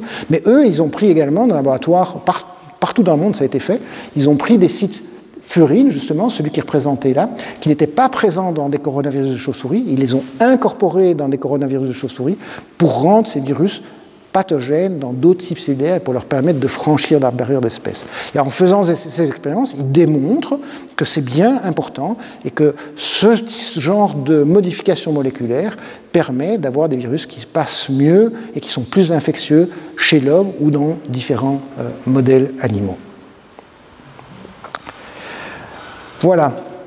Alors, en ce qui concerne les hypothèses sur l'origine du coronavirus, il y a différentes hypothèses qui s'affrontent. Alors, la première hypothèse importante, c'est une zoonose naturelle. Alors, qu'est-ce que ça veut dire une zoonose? Ça, c'est depuis des millions d'années, on sait que l'espèce humaine est infectée par des virus émergents, et qu'en général, ces virus émergents, ils ne sortent pas de nulle part, en fait. Ce sont des virus qui circulent dans une espèce animale qui est en contact avec l'homme, et il se fait que le contact répété fait que de temps en temps, sporadiquement, l'homme va être infecté par des virus d'animaux, et pour peu que le virus, au moment du transfert, s'adapte, eh bien, il va devenir compétent pour se transmettre d'homme à homme, et ça va pouvoir donner une infection qui va persister dans les populations humaines. Ça a été, par exemple, très bien démontré dans le contexte du HIV, où on sait qu'il y a des virus génétiquement très proches du HIV qui circulent dans des espèces de singes, et on a pu documenter plusieurs virus de singes qui sont à l'origine, en fait, de différentes virus qui circulent HIV, le HIV1 et le HIV2, sont issus de différents passages de la barrière d'espèce, et chaque fois le virus proximal de singe a été identifié. Donc ça, c'est un modèle. Alors, mais évidemment, à partir des différents éléments que je vous ai montrés, c'est-à-dire des expériences de gain de fonction qui étaient réalisées dans le laboratoire à Wuhan pour essayer de comprendre comment les coronavirus de chauve-souris pouvaient éventuellement franchir la barrière d'espèce, se pose la question de savoir éventuellement si de coronavirus qui émergent actuellement pourraient être originaires d'un laboratoire. Soit, évidemment, parce que ça pourrait être un virus naturel qui a été collecté chez les chauves-souris, par exemple, et que ce virus naturel aurait pu, dans des expériences, contaminer quelqu'un qui travaillait dans le laboratoire, un animalier, par exemple, ou quelqu'un qui faisait des expériences, et après que ce virus aurait pu franchir la barrière d'espèce et devenir un virus qui infecte l'homme. Donc c'est une transmission zoonotique, en fait c'est un accident de laboratoire relativement classique, comme des dizaines ont eu lieu déjà dans le monde. Soit on pourrait penser éventuellement, au vu des expériences qui sont décrites dans la littérature, qu'ils auraient pu collecter des virus dans la nature, et que dans leurs expériences qui visaient à essayer de comprendre comment justement les coronavirus peuvent passer la barrière d'espèce, ils pourraient avoir modifié des génomes de manière à favoriser l'infection de cellules humaines et avoir ainsi, par ingénierie moléculaire, construit des virus qui seraient éventuellement hautement pathogènes chez l'homme. Okay, ça, c'est cette hypothèse-là, donc des expériences de gain de fonction. Et des hypothèses intermédiaires existent également. On pourrait imaginer qu'ils aient isolé des coronavirus de chauve-souris, mais simplement en testant ces virus dans des espèces intermédiaires dont le récepteur ACE2 est intermédiaire entre l'homme et la chauve-souris, permis une adaptation progressive du virus dans ces modèles animaux qui, après, auraient eu la capacité de franchir la barrière d'espèces dans un laboratoire, dans une contamination de laboratoire. Voilà.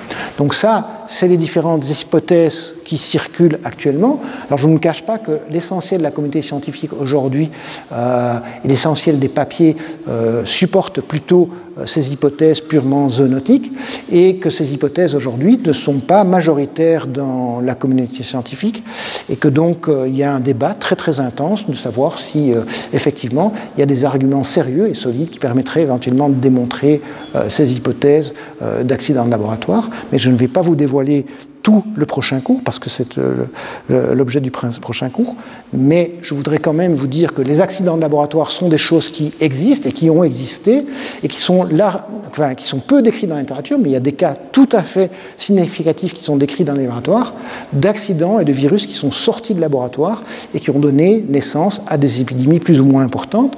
Donc ici, j'ai essayé de vous faire une échelle du temps depuis 1967.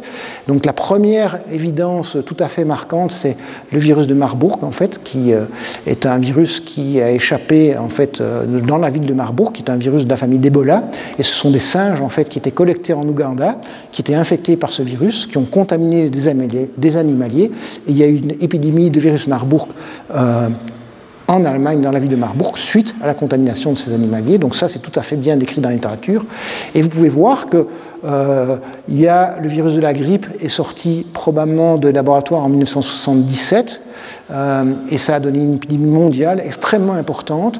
Et en fait, ça n'est que récemment qu'on a eu des arguments moléculaires qui supportaient vraiment que c'était un accident de laboratoire, parce qu'il y a des expériences de séquençage qui ont été faites, et ils ont été capables de montrer en fait que le virus de 1977 correspondait à une souche qui circulait dans les années 50. Or, on ne peut pas imaginer qu'après autant d'années d'évolution, un virus ait un génotype qui soit exactement le même. Et donc, les hypothèses actuelles, c'est qu'en fait, ce serait le virus de 1950 qui aurait été collecté et congelé, qui serait ressorti en 1977, notamment dans des expériences qui visaient à faire des vaccins contre la grippe menées à la frontière entre l'URSS et la Chine. On sait qu'il y a eu des accidents de laboratoire avec des poxvirus. Donc, je vous rappelle que les poxvirus, c'est les virus de la variole, typiquement. On sait qu'il y a eu des accidents de laboratoire avec des souches polio, notamment aux Pays-Bas. Quand le vaccin polio, en fait, il y a des vaccins atténués qui, de temps en temps, en fait, perdent leur atténuation et donnent des micro-épidémies. Et il y a plusieurs accidents qui sont décrits. Et alors, plus important, en fait, avec le SARS-CoV-1, il y a au moins 4 accidents de laboratoire qui ont été décrits en Chine suite à la découverte du SARS-CoV-1. Et je voudrais insister sur le fait que quand on travaille sur des virus respiratoires, évidemment, qui sont transmis par aérosol, c'est extrêmement compliqué quand on travaille sur des modèles animaux de pouvoir se protéger de manière tout à fait efficace. Et donc la dangerosité du travail en modèles animaux sur ce type de virus est énorme. Et il faut bien être conscient de ces dangers quand on travaille sur ce genre de virus. Voilà. Donc, en ce qui concerne le coronavirus, eh bien, on peut faire les analyses phylogénétiques. Je vous ai dit tout à l'heure, pour la grippe, par analyse phylogénétique, on peut comprendre quelle est l'origine en trouvant quel est le parent le plus proche. Et quand on fait ces analyses phylogénétiques que Jacques va vous décrire abondamment dans la prochaine séance, eh bien, on retrouve finalement ce que je vous avais montré tout à l'heure. Par exemple, pour le MERS coronavirus, que le virus le plus proche est un virus qui circule chez le chameau, et dans l'arbre phylogénétique, on voit bien que, donc en rouge, c'est le coronavirus humain, et le plus proche génétiquement, c'est bien celui qui est en jaune, qui vient chez le chameau, et le virus de chauve-souris est plus loin, plus distant génétiquement. Jacques va vous apprendre à lire correctement ces arbres à la prochaine séance. Même chose pour le SARS-CoV-1, on peut voir que le SARS-CoV-1 est très proche génétiquement d'un virus qui est présent ici chez la civette. Et en ce qui concerne le SARS-CoV-2, en fait, on voit que l'histoire évolutive est beaucoup plus compliquée parce qu'on manque en fait d'autres intermédiaires qui est très très proche du virus qui circule chez l'homme. Et pour l'instant, il y a différentes hypothèses qui circulent. Il y a l'hypothèse d'un virus de chauve-souris qui serait transmis à l'homme. Il y a l'hypothèse du passage éventuellement par un autre intermédiaire qui aurait pu être le pangolin. Jacques va vous expliquer comment on peut confirmer ou infirmer ces différentes hypothèses. Et puis il y a les hypothèses, évidemment, que ce genre de recombinaison entre différents virus pourra avoir également eu lieu dans des laboratoires. Et donc, dans la prochaine séance qu'on va analyser, c'est comment, en analysant finement tous les génomes, eh bien, on peut trier ces différentes hypothèses et arriver à avoir des conclusions plus ou moins assertives sur tel ou tel mode de transmission. Voilà. Donc, je termine par cette diapositive. Qu'est-ce qu'il faut retenir de cette séance?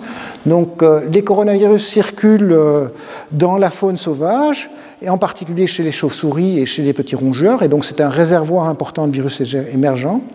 Le transfert direct de coronavirus de chauve-souris à l'humain n'est pas documenté comme véritable zoonose, mais en tout cas au laboratoire, il est montré que certains virus de chauve-souris peuvent éventuellement passer à l'homme. Les SARS coronavirus sont des virus donc, respiratoires qui rentrent par un récepteur qui est très conservé, qui s'appelle ECE2. Ça facilite finalement le franchissement de la barrière d'espèce.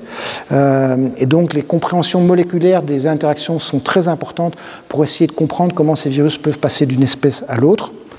La recombinaison entre souches virales est un mécanisme majeur de leur évolution. Elle se passe naturellement quand des chauves-souris ou d'autres espèces animales sont infectées par deux coronavirus. C'est un mécanisme majeur de l'évolution. On peut aussi faire des recombinaisons artificielles au laboratoire. Ces deux mécanismes existent et peuvent donner des virus potentiellement infectieux chez l'homme. L'hypothèse la plus explorée actuellement concernant l'origine du nouveau coronavirus, c'est une hypothèse zoonotique, donc de transmission directement de l'animal à l'homme. Mais aujourd'hui, il y a de plus en plus de scientifiques qui disent qu'il faudrait s'interroger davantage sur l'accident éventuel de laboratoire. Et c'est important de comprendre ça parce que ça va nous permettre de réfléchir sur si c'est arrivé, quelles sont les expériences de gain de fonction qu'on peut ou qu'on ne peut pas faire dans le laboratoire, quel est le risque de ces expériences, et il faudra qu'il y ait une réflexion probablement collective et de la société pour discuter des pratiques dans les laboratoires de virologie moléculaire. Et donc je vous invite à venir à la prochaine séance qui sera animée par Jacques cette fois-ci, où vous allez voir des génomes dans tous les sens, et en regardant, en analysant précisément tous ces génomes, je crois que Jacques va vous permettre de vous éclairer et de vous montrer comment vraiment cette analyse fine permet de suivre ces processus de recombinaison, l'apparition des sites furines et toute une série d'éléments qui permettent de comprendre pourquoi ce virus est si pathogène. Voilà, je vous remercie pour votre attention. Je suis désolé d'avoir été si long, mais je suis en tout cas disposé à répondre aux questions si je suis capable de répondre, ce qui n'est pas sûr. Oui.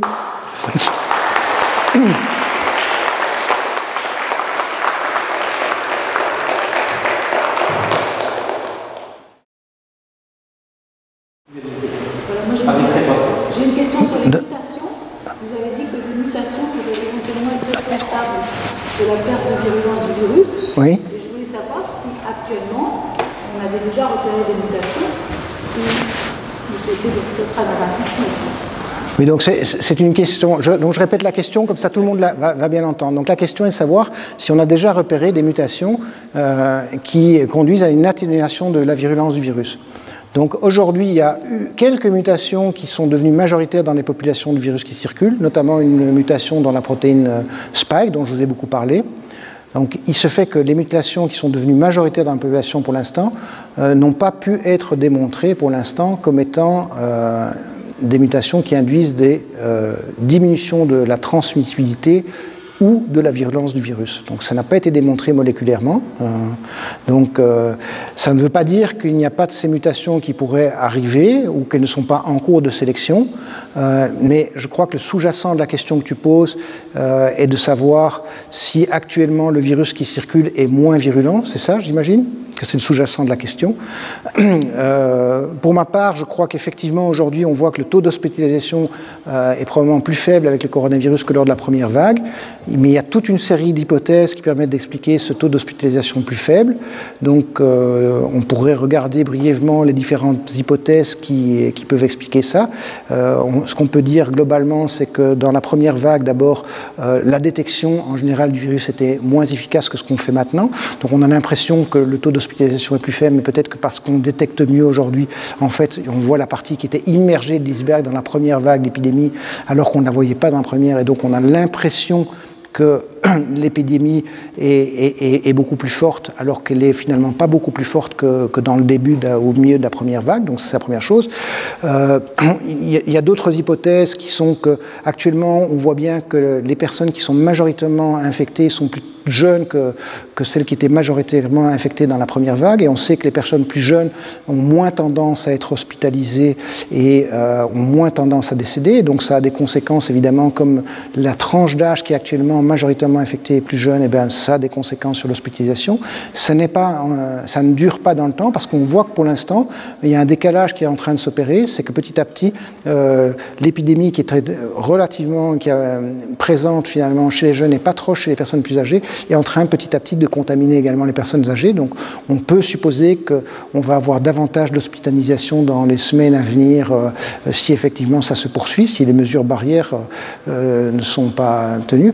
Un troisième élément important, c'est que justement maintenant, on met en place des mesures barrières comme les masques que vous avez tous ici, et que ces mesures barrières sont assez efficaces en fait pour éviter la contamination. Et je crois que les personnes âgées font plus attention, que maintenant il y a des masques disponibles et que donc ça joue évidemment dans la protection de ces populations par rapport à l'infection.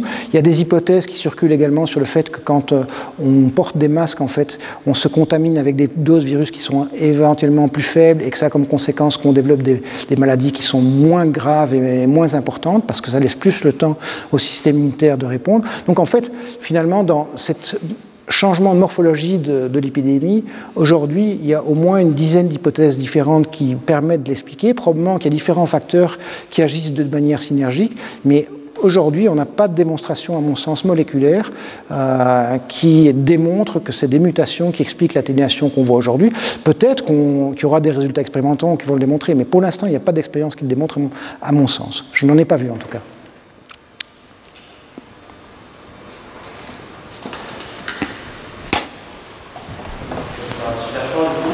Oui. C'est suffisant.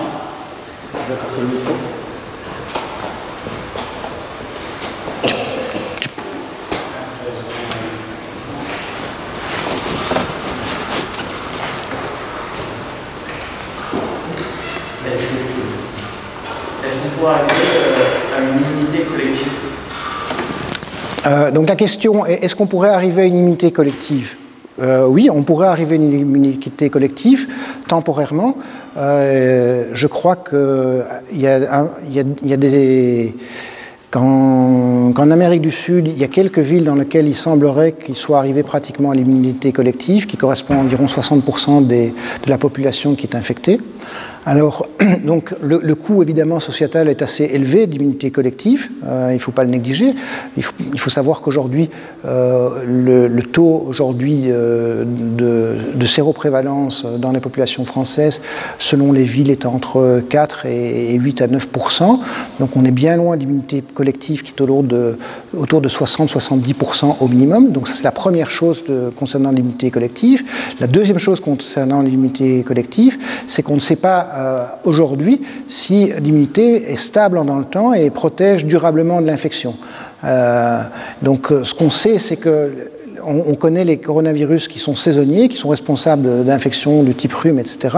Et donc ce qui suggère qu'éventuellement que l'immunité ne soit pas extrêmement protectrice sur le long terme. Et donc il y a une vraie question de savoir si le jeu de l'immunité collective est un jeu qui est jouable, dans la mesure où on ne sait pas très bien quel va être l'avenir éventuellement des pays dans lesquels l'immunité collective, on est arrivé à l'immunité collective. Mais en tout cas, le coût sociétal est très élevé, parce qu'aujourd'hui, le taux de décès lié à la maladie en France est autour de 0,25%, et donc l'immunité collective, ça implique quand même que 70% de la population soit infectée, avec un taux de décès de 0,25%. Voilà. Il ne faut pas oublier l'immunité cellulaire, parce que quand on parle d'immunité par anticorps, l'immunité dont tu as parlé, là, c'est l'immunité par anticorps. Et en fait, il a été montré que chez les personnes qui avaient eu des Covid soit asymptomatiques, soit très peu symptomatiques, ils n'avaient pas d'anticorps. Par contre, ils avaient une robuste réactivité cellulaire, soit une réactivité cellulaire justement avec le coronavirus banal, soit spécifique du SARS-CoV-2. Oui. Quand on estime l'immunité l'immunité collective sur une base de uniquement des anticorps. En plus, on dose des anticorps spécifiques du SARS-CoV-2 et il existe aussi des anticorps qui ont été croisés, donc qui ne sont pas dosés par ces tests existants. Oui. Donc, en fait, Oui. l'immunité de la population est certainement beaucoup supérieure à ce qu'on dose et elle peut expliquer, alors en corrélation avec peut-être des mutations qu'on n'a pas encore détectées, mais des cas de c'est aussi une hypothèse. En même temps, une immunité de croiser la population et en même temps, une mutation du virus, ça peut expliquer que... Oui, donc, je reformule, hein, si tu veux bien. Comme ça, tout le monde entend bien. Donc, la question est de dire, donc, tout à l'heure, quand je parlais d'immunité collective, ce dont je parlais, c'était les anticorps. Donc, vous savez que le système immunitaire, pour réagir par rapport à des pathogènes, en fait, il y a deux possibilités. C'est pas l'une ou l'autre, il fait les deux. Donc, une des possibilités, c'est que le virus va être détecté, va stimuler des lymphocytes qu'on appelle des lymphocytes B, et ces lymphocytes vont générer des anticorps spécifiques qui vont reconnaître le virus. Okay ? Alors, l'avantage de ces anticorps, c'est qu'ils sont faciles à détecter. C'est en général ce qu'on va utiliser dans les tests, justement, quand on parle de l'immunité collective, en général, on va regarder s'il y a des anticorps contre le coronavirus. Il existe un autre type d'immunité qu'on appelle l'immunité cellulaire. Donc, cette fois-ci, ce sont des cellules qui sont capables de reconnaître les cellules qui sont infectées par le virus et qui vont tuer les cellules qui sont infectées par le virus. Et ça, c'est ce qu'on appelle l'immunité cellulaire. Okay ? Donc, c'est d'autres types cellulaires. Ce n'est pas des lymphocytes B, c'est des lymphocytes T qu'on va appeler cytotoxiques. Okay ? Et donc, il y a toute une série de travaux dans la littérature. Alors, ce qu'il faut dire avant tout, c'est que cette immunité cellulaire est difficile à mesurer au laboratoire. Donc, les tests sont complexes. Et donc, en général, quand une maladie émerge, on regarde toujours les anticorps. L'immunité cellulaire, c'est quelque chose qu'on va regarder par après parce que c'est des tests qui sont plus difficiles à mettre en place et lourds à mettre en place pour pouvoir les détecter. Donc, on a beaucoup d'informations sur les anticorps, peu d'informations sur l'immunité cellulaire. Et effectivement, il y a des travaux qui suggèrent que même avant l'émergence du coronavirus, une partie de la population est déjà de l'immunité cellulaire contre le SARS-CoV-2. Il y a même des travaux qui suggèrent qu'à peu près 50% de la population ait déjà une immunité cellulaire qui soit capable de reconnaître le SARS-CoV-2. C'est peut-être d'ailleurs ce qui explique qu'une partie importante de la population fasse des formes qui sont très peu sévères, parce que peut-être que cette immunité cellulaire est réactivée et très efficace et permet d'éviter d'aller vers les formes sévères. C'est une des hypothèses qui est en lien avec le fait que le virus, finalement, il n'est pas aussi grave que le MERS coronavirus ou que le SARS-CoV-1 en termes de pathologie et en termes de taux de mortalité, parce que cette immunité est au travail.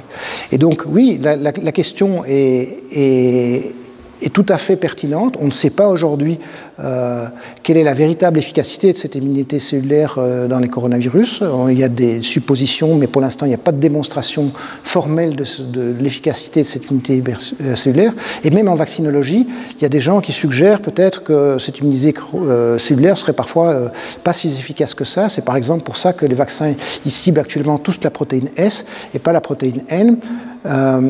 Parce que la protéine N, apparemment, l'immunité cellulaire pourrait dans certains cas justement faciliter les infections et des choses comme ça. Donc il y a un vrai débat dans la communauté scientifique et donc ce que je vous dis est effectivement au vu de ce qu'on sait ici et maintenant, et peut-être que quand on aura davantage d'informations sur cette immunité cellulaire, eh bien on se rendra compte peut-être que effectivement on est mieux protégé et plus durablement. Et moi j'espère, comme beaucoup de scientifiques, espèrent que cette immunité cellulaire sera efficace et fera qu'à moyen long terme cette maladie virale ne soit pas une catastrophe pour la société, mais qu'on vive à moyen terme avec le SARS-CoV-2 comme on vit avec d'autres infections à coronavirus, et que cette immunité, une fois qu'elle sera mise en place, permette de protéger suffisamment bien les populations. C'est une possibilité. On ne sait pas répondre définitivement aujourd'hui à cette question, malheureusement. Oui. Alors, j'ai deux questions. Oui. La première, c'est compte tenu des dangers dont tu as parlé, de ces expériences de virus synthétiques, chimères et de l'expérience de gain de fonction. Oui.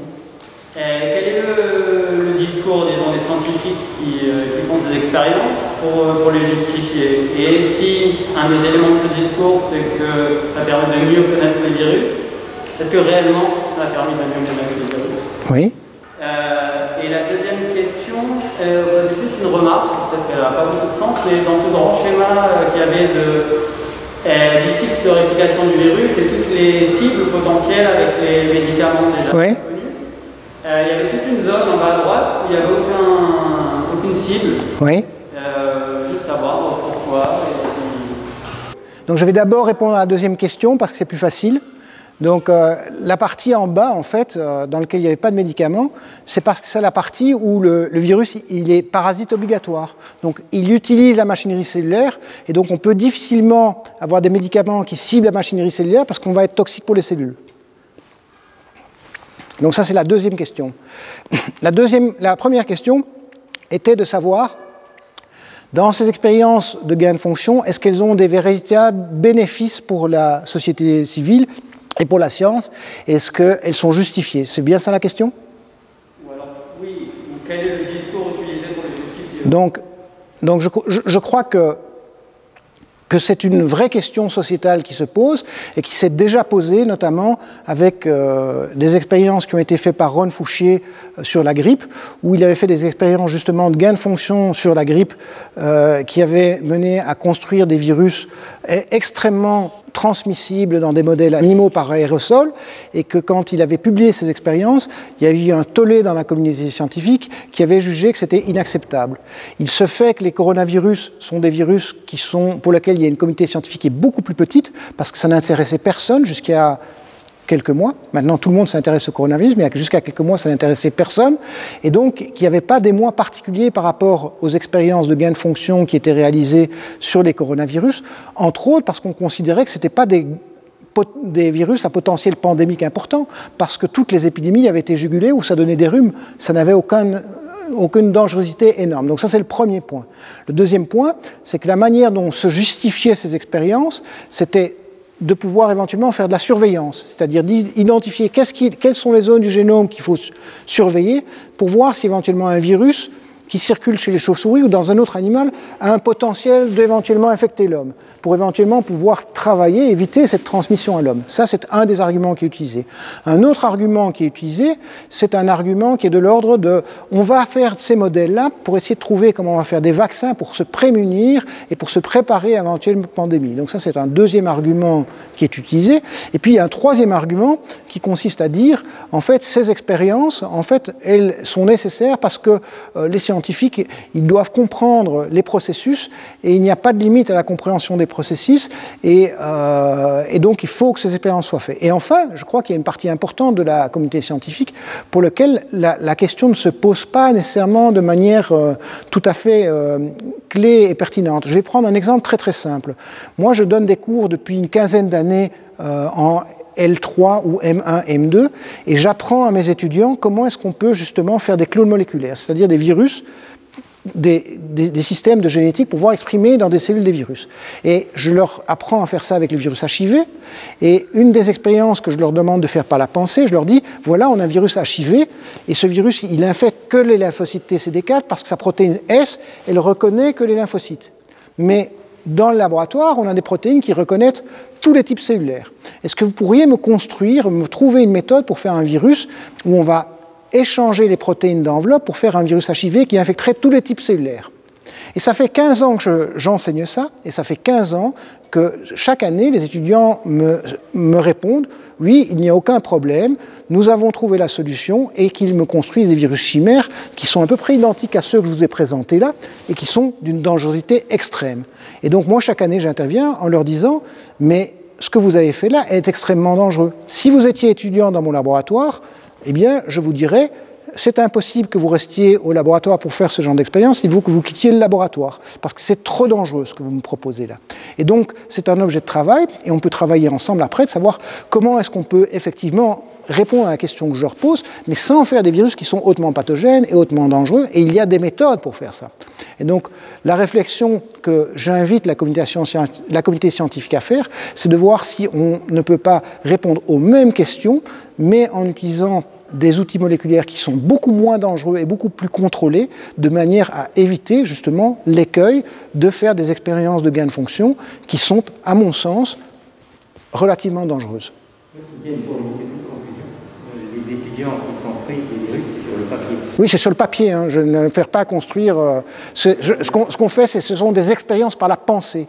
C'est-à-dire qu'on leur explique d'une certaine manière, comment et quels sont les outils, comme je vous ai expliqué, quels sont les outils, et je leur fais faire des expériences sur le papier en leur demandant de faire des constructions. Et l'objet du travail, c'est justement d'essayer de montrer qu'il y a des choses qu'on peut faire et des choses qu'on ne peut pas faire, et qu'il y a des dangers qui sont associés à certaines expériences, et qu'on peut trouver des outils moléculaires pour répondre à la même question, mais en faisant autrement, et en faisant des expériences qui ne comportent pas les mêmes risques. Voilà. Si je peux ajouter un élément d'information, c'est que ça a fait un très très gros débat aux États-Unis, en Angleterre en 2014, comme Étienne l'a dit, avec les expériences de Ron Fouchier. Et il y a eu un moratoire en fait. Entre 2014 et 2017, le NIH, donc l'administration américaine de la recherche, a bloqué les financements de toutes les expériences de gain de fonction. Et puis en 2017, ils ont décidé de le réactiver. Parce qu'en fait, ça fait l'objet de débats entre des lobbies de chercheurs. Il y en a qui pensent qu'il ne faut pas les faire, il y en a qui pensent qu'il faut les faire.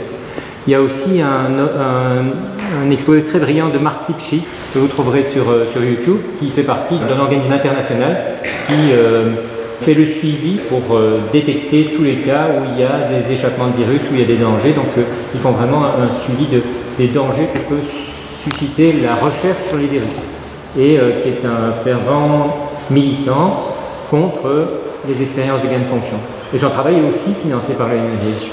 Et donc le NIH finance les expériences de gain de fonction, mais finance aussi des organismes de détection des risques.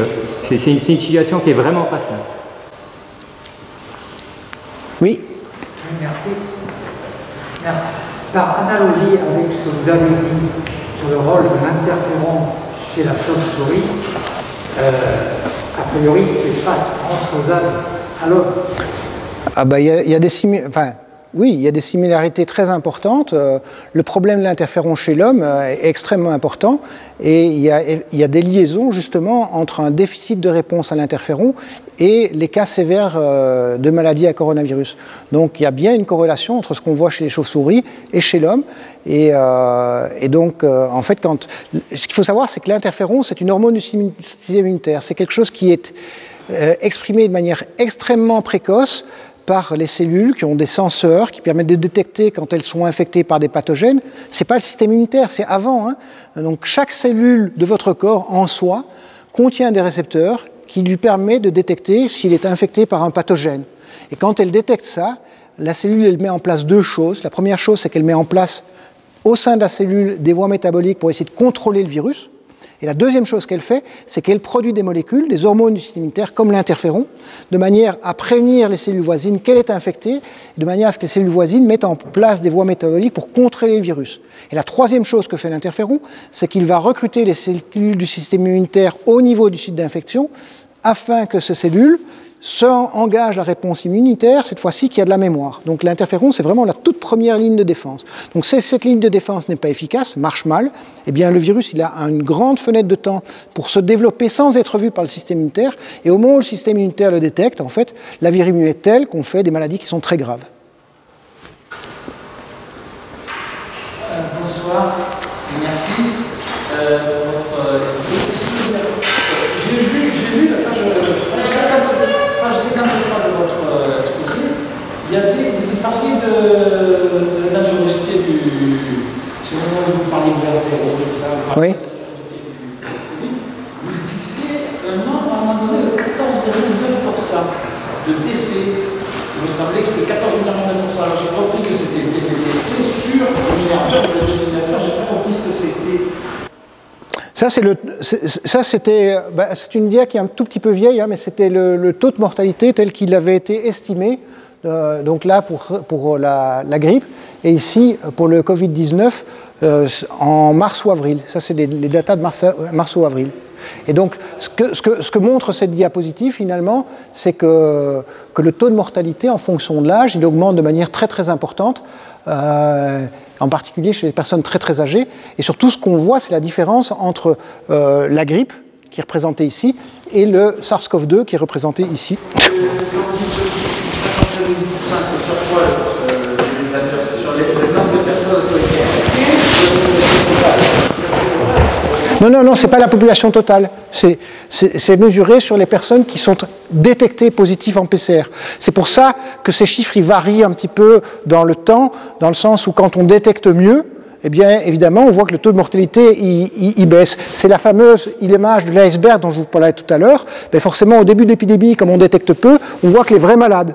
Et donc, on ne voit pas toute la partie émergée de l'iceberg, qui sont des gens qui sont malades, mais qui n'ont pas été détectés, ou malades et asymptomatiques. Maintenant, on détecte les malades asymptomatiques beaucoup mieux, et donc, on voit toute la partie d'iceberg, et donc, globalement, ces chiffres sont en train de se tasser par rapport à ce qui avait été détecté dans le début de l'épidémie. Donc cette dia date d'avril à peu près.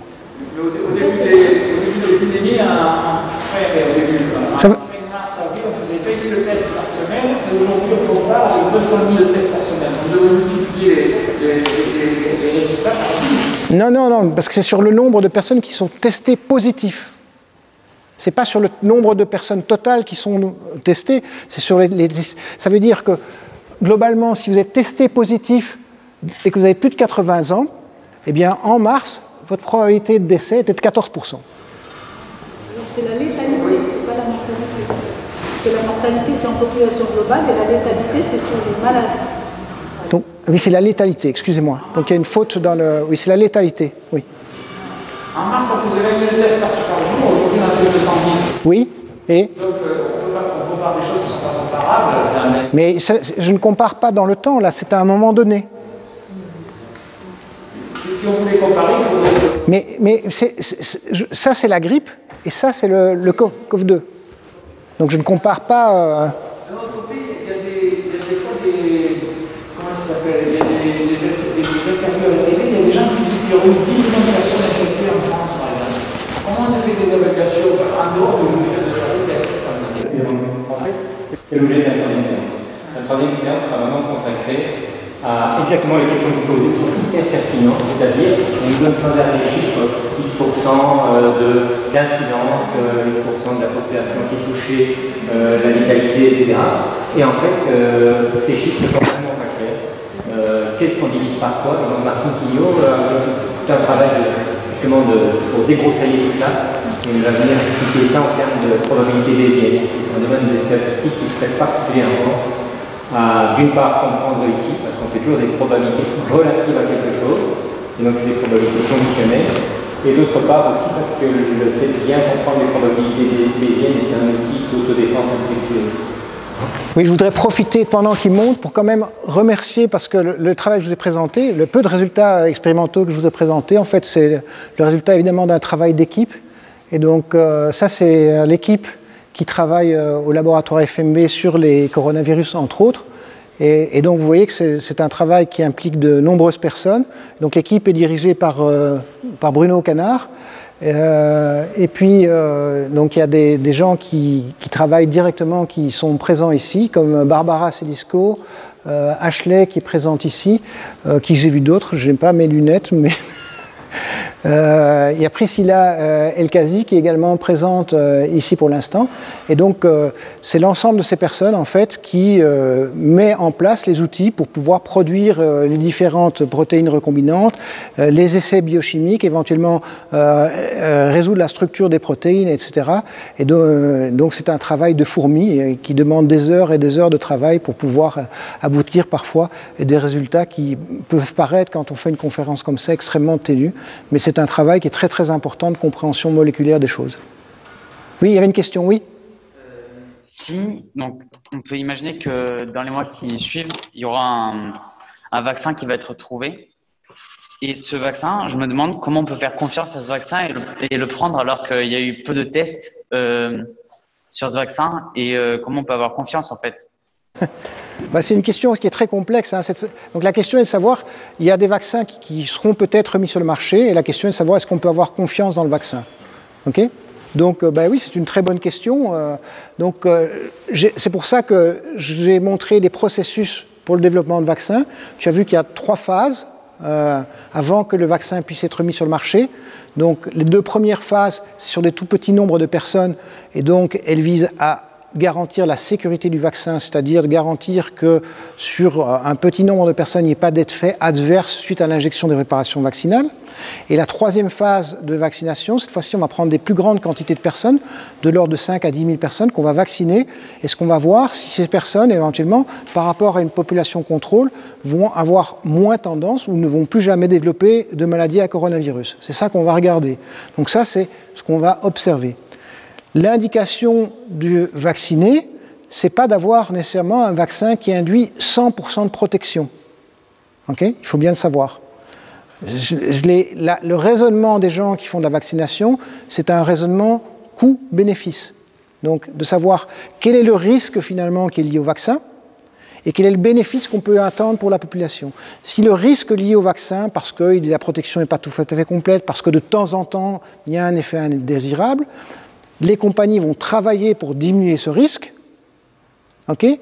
Mais pour autant, si le risque est quand même beaucoup plus faible, même s'il existe, l'indication au niveau sociétal va être de faire la vaccination.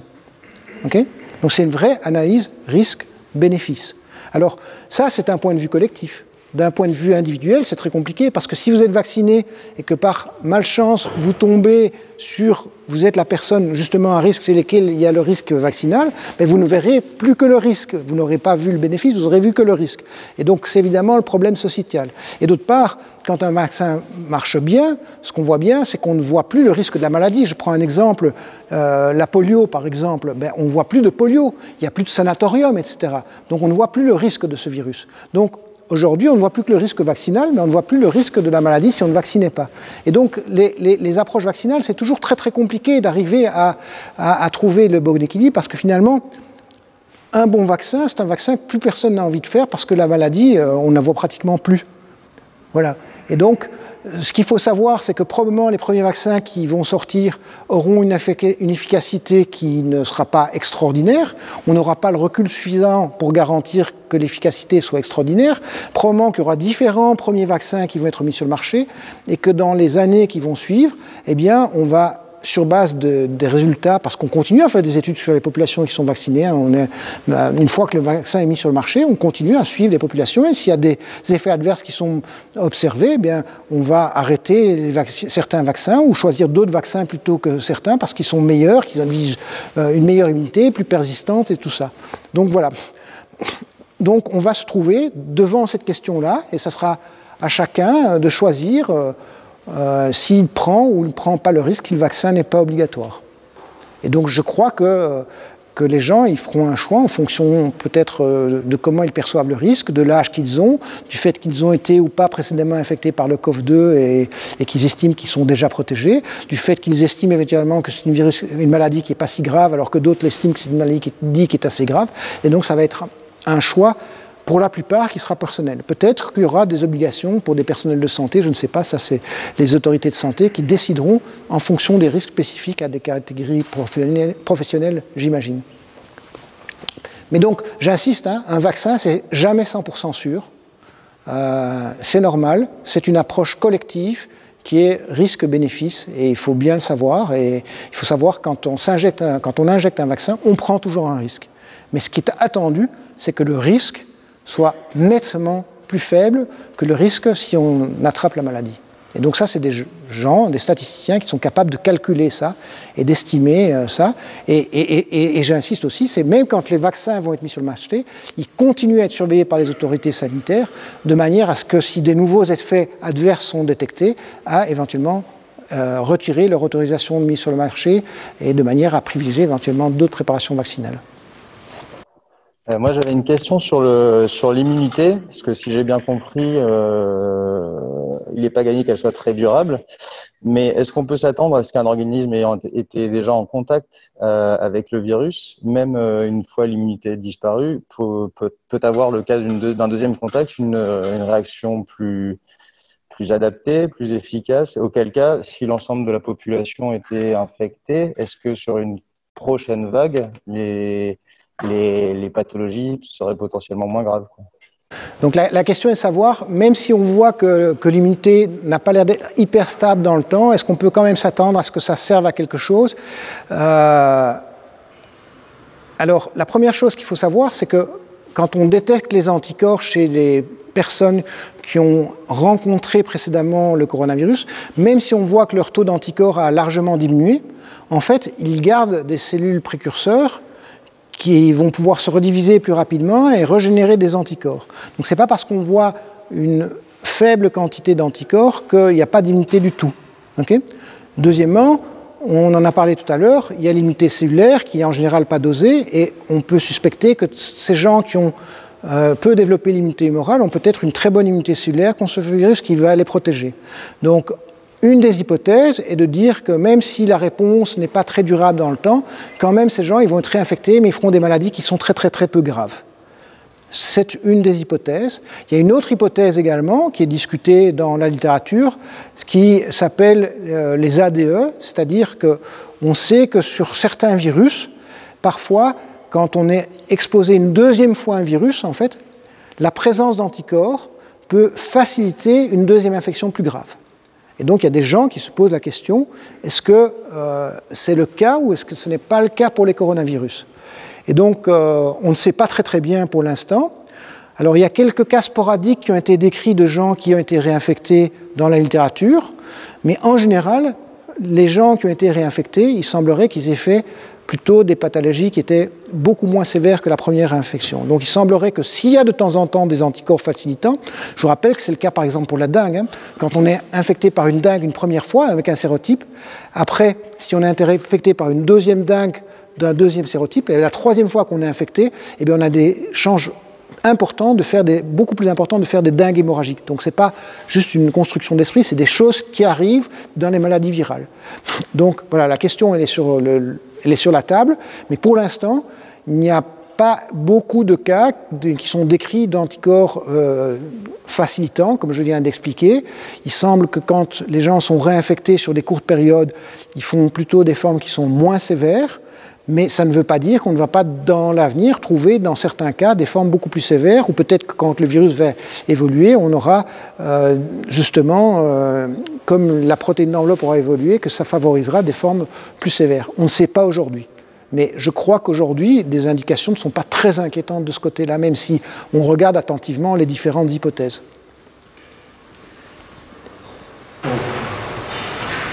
Mais s'il y a des questions, je pense qu'on va clôturer le débat pour aujourd'hui. Je vous rappelle donc que la prochaine séance sera jeudi. On va étudier l'évolution du virus, ses origines, d'abord d'origine animale, humaine, moyen d'outils de bioinformatique et d'analyse des génomes. Jeudi prochain, nous avons une séance sur les mathématiques, le raisonnement logique, le raisonnement probabiliste pour comprendre les chiffres qu'on nous donne. Et le mercredi 14 octobre, le débat général, où on amènera aussi peut-être des compléments d'information sur les questions qui auront été posées pour les Voilà. Merci à tous et merci à vous. Merci.